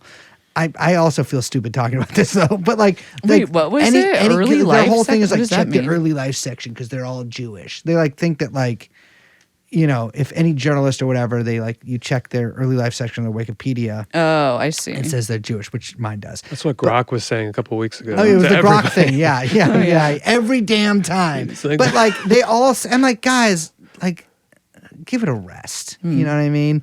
But she was like, so Nick Fuentes was getting people to be like, Christ is king, and like sort of spam anybody that they didn't like with that, which is like, you know, you're Jewish or whatever. And like some right-wing people, like some of like the conservative Inc. people were sort of pushing back against that because they're like, no, we're fucking philo-Semites.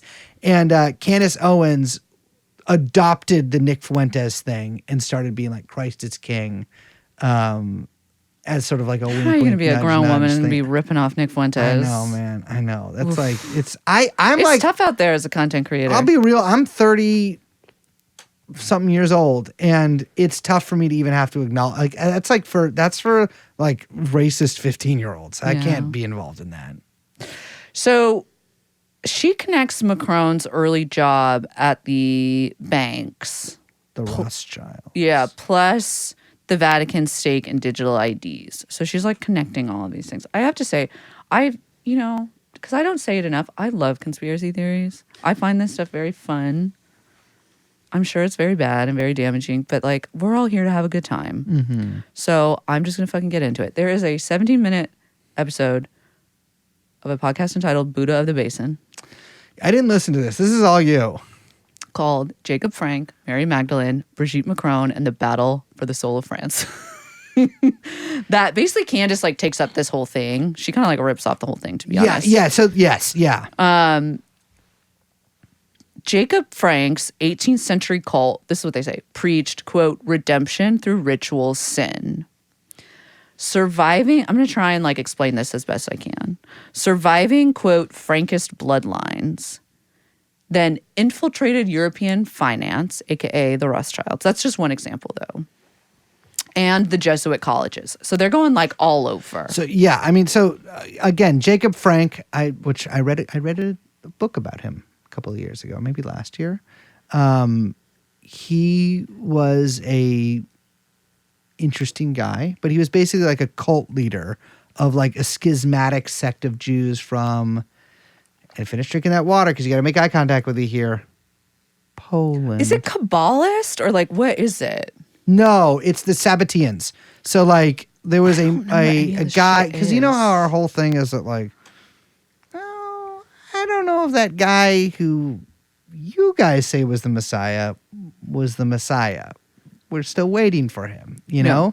Well, he did come. He did come to Crown Heights, and he is waiting for us. And when we do enough mitzvahs, he will come back. But like, there was this guy named Sabbatai Zevi, I think it was, who who was like the Messiah or whatever, didn't turn out to be. And Jacob Frank was like, his followers were called Sabbateans, sort of a schismatic sect of Judaism, as much as one can be schismatic. But Jacob Frank took it to another level and was like, do as thou wilt, that shall be the whole of the law. And it's a lot of it revolves around sex parties and then him doing some what's that Anais Nin shit with his daughter, if you feel me. Okay. Yeah, there's a bunch of that in here. Yeah, but an important part of that lore is that that he was like, you guys need to convert to other religions To kind of like spread out. and specifically Catholicism. Yeah. Yeah.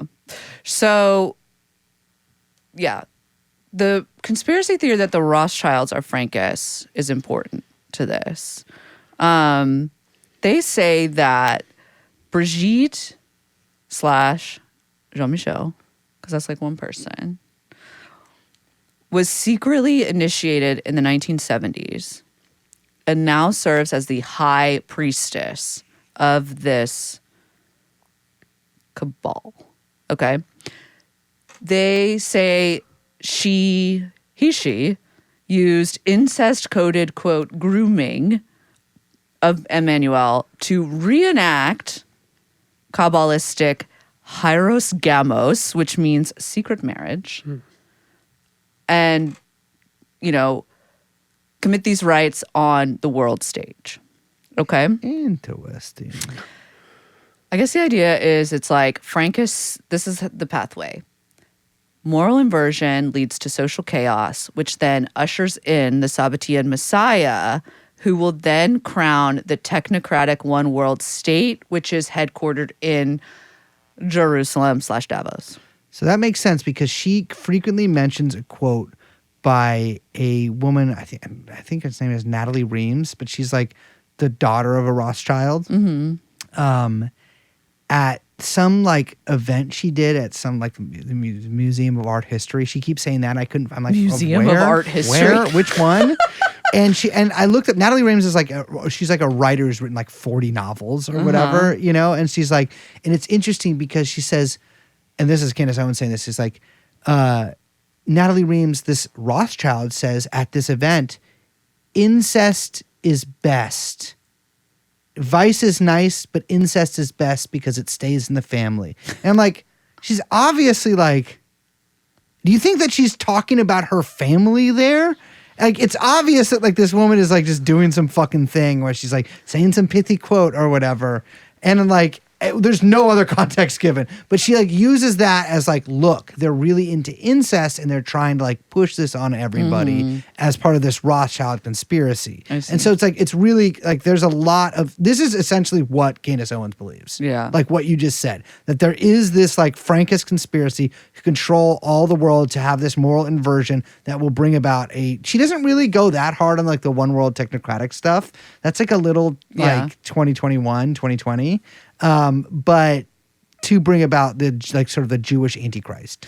So she actually takes it further and ties it to this like Bavarian Illuminati stuff.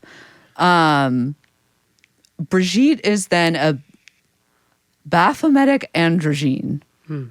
This is a term I want to use. Yeah, which there's is a couple of those in Ridgewood. Living embodiment of gender inversion used in high masonry. So, okay. So the whole... One thing I want to, because I forgot to mention this, Doucé was a Freemason. Yeah. Oh, interesting. Yes. And so that is all also in the background of all of this. Interesting. It gets weirder. Can I keep going? Absolutely. What do you think? No, keep going. I'm sorry to do this. I don't even know how to say some of this shit. They say that Emmanuel boasts, and I'm sorry, Nope. How do you say it? Merovingian. Merovingian? How do you It was in the Matrix. And they're real. The Matrix, the second one. Emmanuel boasts Merovingian Anunnaki blood. You got Anunnaki right. They form a hermetic king-priest pair. I'm talking about Emmanuel / Brigitte. Sent by reptilian archons to launch an AI world order ushered in by the Paris 2024 Olympics. Now, that breakdancing shit ain't so funny now, is it? It's not. Candace says that Paris ceremony was a satanic mock mass designed to crown Brigitte the Black Isis of Europe. ISIS got brothers in it now. Not that Isis. Oh, the god. Yes. She also called her the Scarlet Magdalene of the Frankist dragon, which I thought was very That fucking goes hard. That's baller. Candace said that? Yes. Wow. I don't remember that. The Scarlet Drag. Say it again. Scarlet Magdalene of the Frankist dragon. That's fucking sick. Yeah, it's that's tight. that's pretty hot. Yeah, I mean, that might be the episode name. I didn't know anything about the Merovingian Anunnaki stuff. This, I guess, is part of like 90s David Icke shit. Yeah, it is. It's like a big David Icke thing, yeah. So ancient Merovingian dynasty was secretly ruled by shape-shifting reptile archons, who he links to Mesopotamian Anunnaki gods. David Icke should add a K at the beginning of his last name to make everyone say it every time they say his name. If he really hates Jews that much. He's leaving money on the table. No, that's crazy. That would be, if you're really racist, you should change your name to a racial slur to make people have to say it. Or if it were his middle initial, that'd be funny. Oh, wow. There you go. There you go. There were also like books in the 90s by Lawrence Gardner that claimed Anunnaki genetic engineering produced Adam and Eve, and via Jesus and Mary Magdalene, the Merovingian kings, which they called the dragon seed of Enki.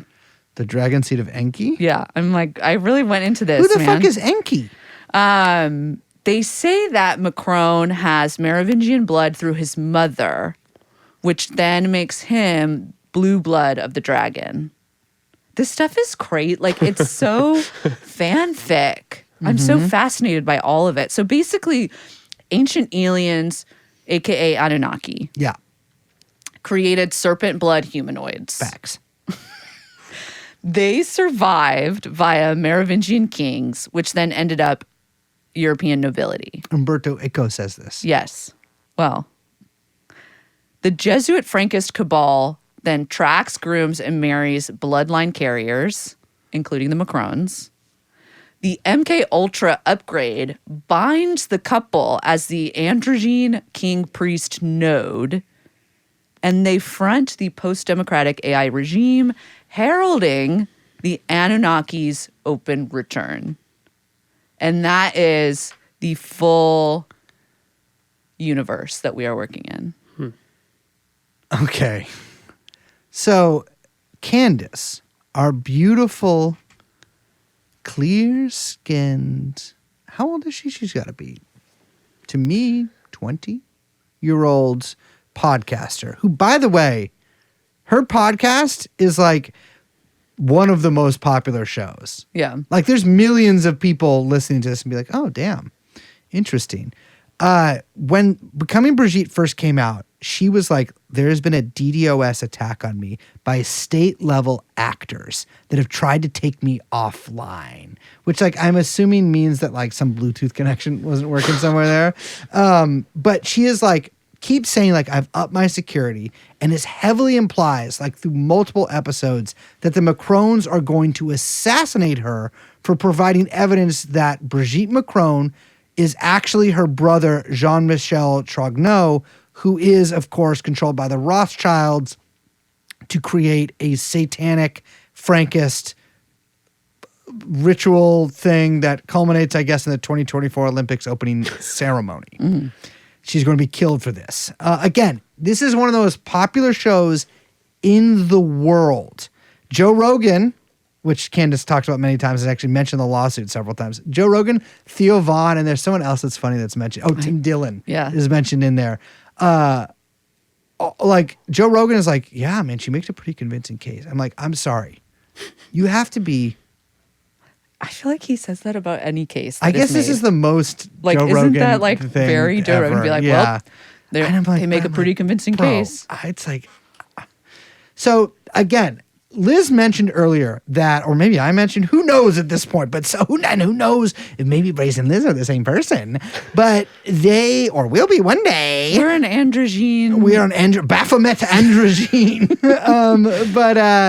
But the Macrons like sent Candace Owens a 33-page document that were like, your claims are false. Yeah, they're like, you got to stop. It is kind of crazy to be that, like, the president of France, and like somebody in the office there is listening to this and being like, all right, we'll figure this out for you. Maybe just the lawyer is. But they already have this dossier probably ready to go because they probably used it in the defamation case against Natasha Ray. So this just to provide you proof of her doubling down. Can you read from the lawsuit here? So this is after she sends they send this like retraction demand. Owens cherry-picked portions of the December retraction demand to read it to her audience, but did not present the evidence against her claims that it contained because it contradicted her preconceived narrative. Indeed, Owens told her viewers that she had evidence disproving portions of the December retraction demand, but she was, quote, not going to tell you that today. Spoiler, she never presented it. So, ooh, a little catty from the lawyer. Objection. If I'm being sued and then you write spoiler, don't do that to me. I know. Just sue me. Yeah, don't sue me. Don't sue me. Do not take that out of context either. Like, do not sue me. Show me the respect here. But also, not going to tell you that today. Classic podcaster move. I know, but no, so we do. People always accuse us of doing this. And I don't see you people doing this saying, oh, they always say we'll get to that later and they never get to it. We definitely always get to it. The reason we say always. We sometimes get to it. The reason we say we'll get to that later is usually because if you guys understand, we have notes for what we're talking about to glance at and to get the facts. Sometimes I'm like, I don't want to go COVID-19, get the facts. Yeah, we don't want to go laptop. back and fucking do, you know what I'm saying? I'm like, I'll get to the facts later when I scroll down to the facts on that. But I don't want to also, do it, you know? We got a lot of stuff running around in our little hamster wheels and our little brains. And we're trying to get it all to you. And we get ahead of ourselves and get excited because we're so excited to talk about this crazy investigation. And I wanted to get to the Anunnaki stuff. So Candace retorted after that initial retraction demand with her own list of demands presented in an episode of Becoming Brigitte. She writes, because the Macrons dispute the substance of Candace's reporting and opinions, we would like to provide them with the opportunity to present their stories and clear up any, quote, rumors in the press. As such, we offer any date and time during the months of January, February, and March of 2025 for an interview between Candace and your clients. Candace, her producer, and a videographer will fly to Europe and arrange for a translator in studio in which the Macrons can answer questions. As you know, the first remedy for a defamation plaintiff is mitigation by, quote, using available opportunities to contradict the lie or correct the error and thereby to minimize its adverse impact and reputation. I'm going to stop you right there. Candace, that was probably in the 33-page document they sent you, which they say refutes your claims. Yes. I'm like, I don't think that the general remedy of something like this is like, we're going to fly to France and Brigitte Macron is going to show me her ancient pussy. I just don't think that that's how that goes. So they are saying to facilitate this interview, we are offering the following questions in advance. Why do the Macrons refuse to sue Xavier Poussard? He is the initial journalist who published the story in Facts and Documents, which asserted Brigitte Macron transitioned from a man. 2, was Brigitte Macron born a biological male, or did she live as a male at any point in her life? So this is another thing. Candace keeps saying that Brigitte Macron has never denied being born Jean-Michel Trogneau, and like has never said that she's not transgender. But like, first of all, she has, like in multiple instances, including several times within the lawsuit that they just send. But I'm like, do you think that she's just like, it's the trick of the Frankist cabal where it's like they have to tell the truth at all times and they can only lie by omission, but they're really good at it. So it's like Brigitte Macron can't say that she's transgender because like that would, you know, violate some Baphomet androgyne law. So 3, is the man you showed at President Macron's investitures, like the what do you call it? You know what I'm saying? Like when you become the president. Inaugurations in 2017 and 2022. The same individual pictured on the far left of the Trogneau family photograph from Amiens. So that's her brother. 4, is the little girl pictured in the communion photographs allegedly from 1963, the Brigitte Macron that is currently married to President Macron. 5, did Brigitte Macron ever use the name Veronique? 6, can you identify each child in the Amiens family photograph and their current whereabouts? 7, did Brigitte Macron physically give birth to 3 children? 8, is Brigitte Macron the same person pictured in the Ozier wedding photo? So I'm sorry, but like, babe, the president of France is not answering your fucking questions. Like their law firm is doing this. It's so crazy. they continue in the lawsuit to portray her double down in a very negative light. Defendants continued to mock the Macron's attempt to correct the record, demonstrating that Owens was not interested in the truth. She would rather make salacious and false claims to boost her revenue. For example, defendants reposted and expanded on a post from Alexander Dugin, a far-right Russian philosopher and controversial figure, featuring Ms. Macron as a Neanderthal and wondering if he, too, would be sent a retraction demand. So, oh, how the mighty have fallen. Like we mentioned, Candace Owens is just like, they're trying to kill me. They're trying to kill me. Cancel for truth. They're trying to kill me for saying that Brigitte Macron has a fucking big ass. Well, I guess gender reassignment surgery had a big ass penis at one point. So she heavily implies that Alexander Benalla might kill her. Yes. So he did, in fairness, follow her on Instagram, which I think is really funny.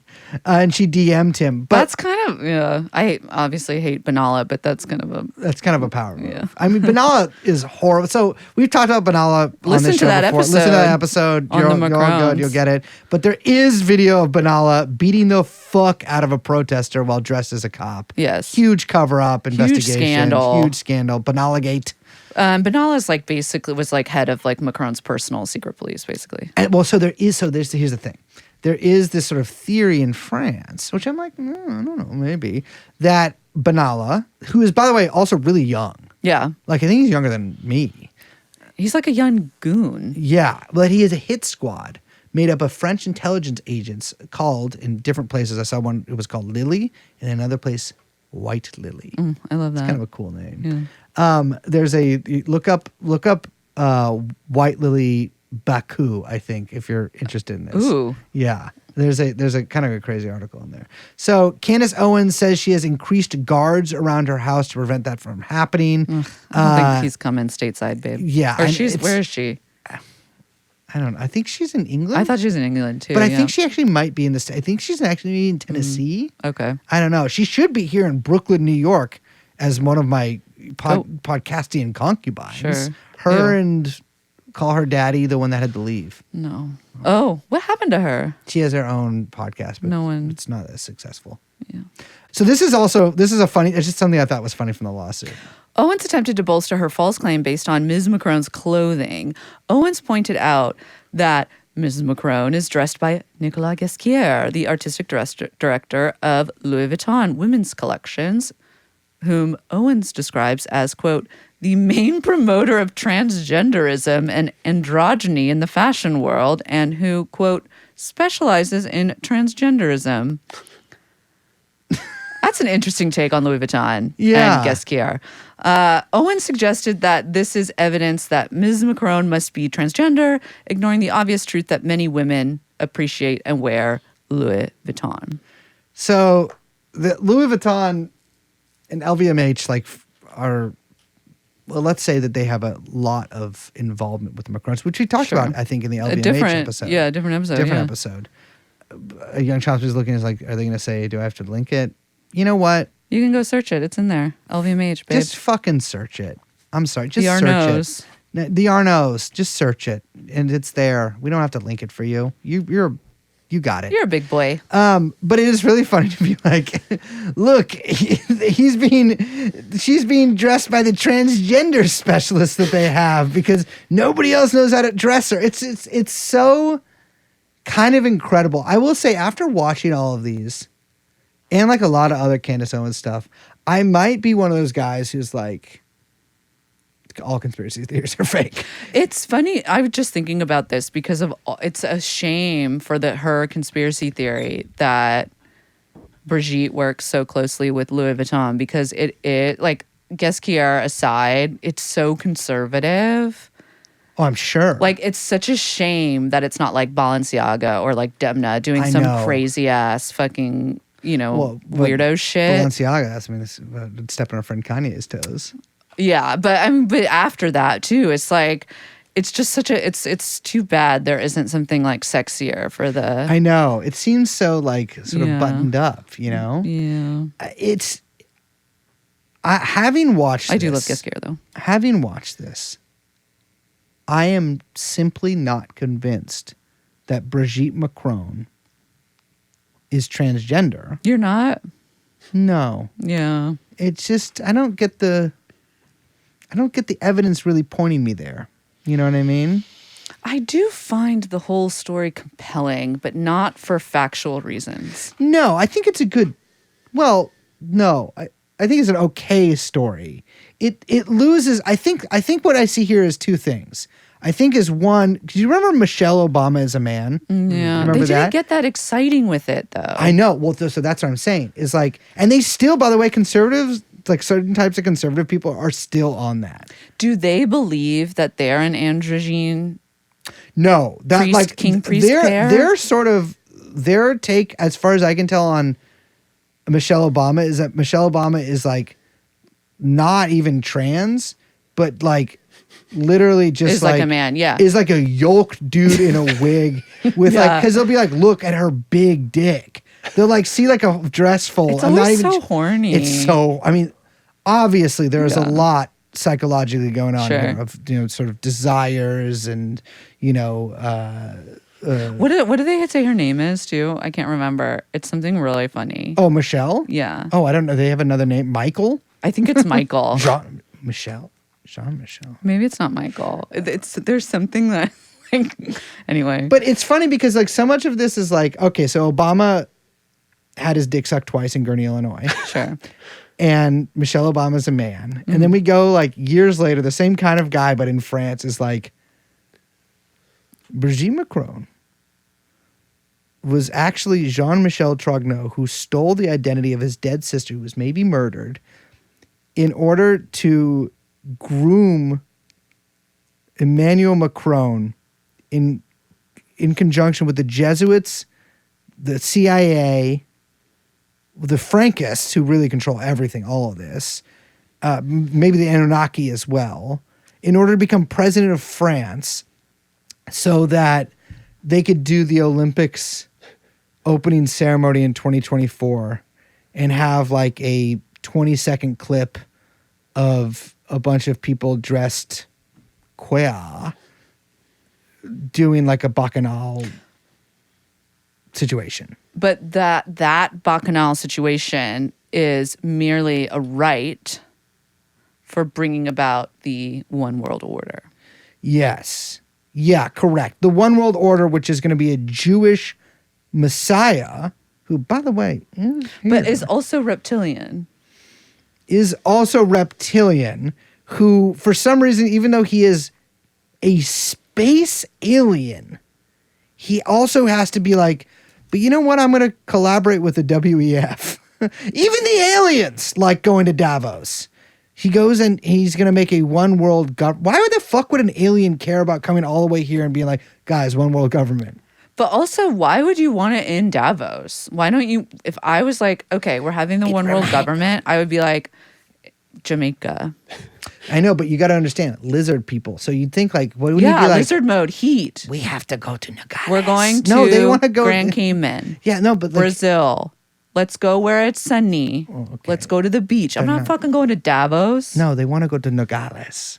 Or they want to go to like Los Cruces or something. They need to go to the desert. Like, I'm telling you this. If we I'm have just like saying a if it was president, my one world order. I know, but I'm saying if we have a president ever, and hold me to this, if we have a president ever who's like, I'm relocating the White House to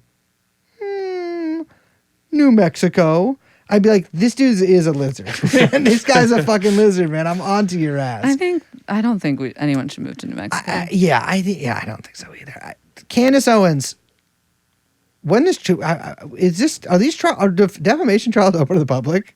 Does she have to be there? I don't know. I don't know if this goes to trial. I don't know. I don't know. I think she's gonna fight it because that's the thing is I think she's caught up in the thing where she has to make more content out of this, and to make content out of this, I think you have to fight. You can't settle because a settle is gonna be like you can't say anything. Also, you have to pay money. Candace, if you're listening to this, if you need a new job, the position of girlfriend might be open to you. I don't think that I could do the podcast with her. With all that being said, I'm Liz. My name is now Brace. And I'm producer Young Chomsky. And this has been TrueAnon. We'll see you next time. Bye-bye. Jeffrey Epstein. Jeffrey Epstein. Transgression. Jeffrey Epstein. Transgression. Jeffrey Epstein.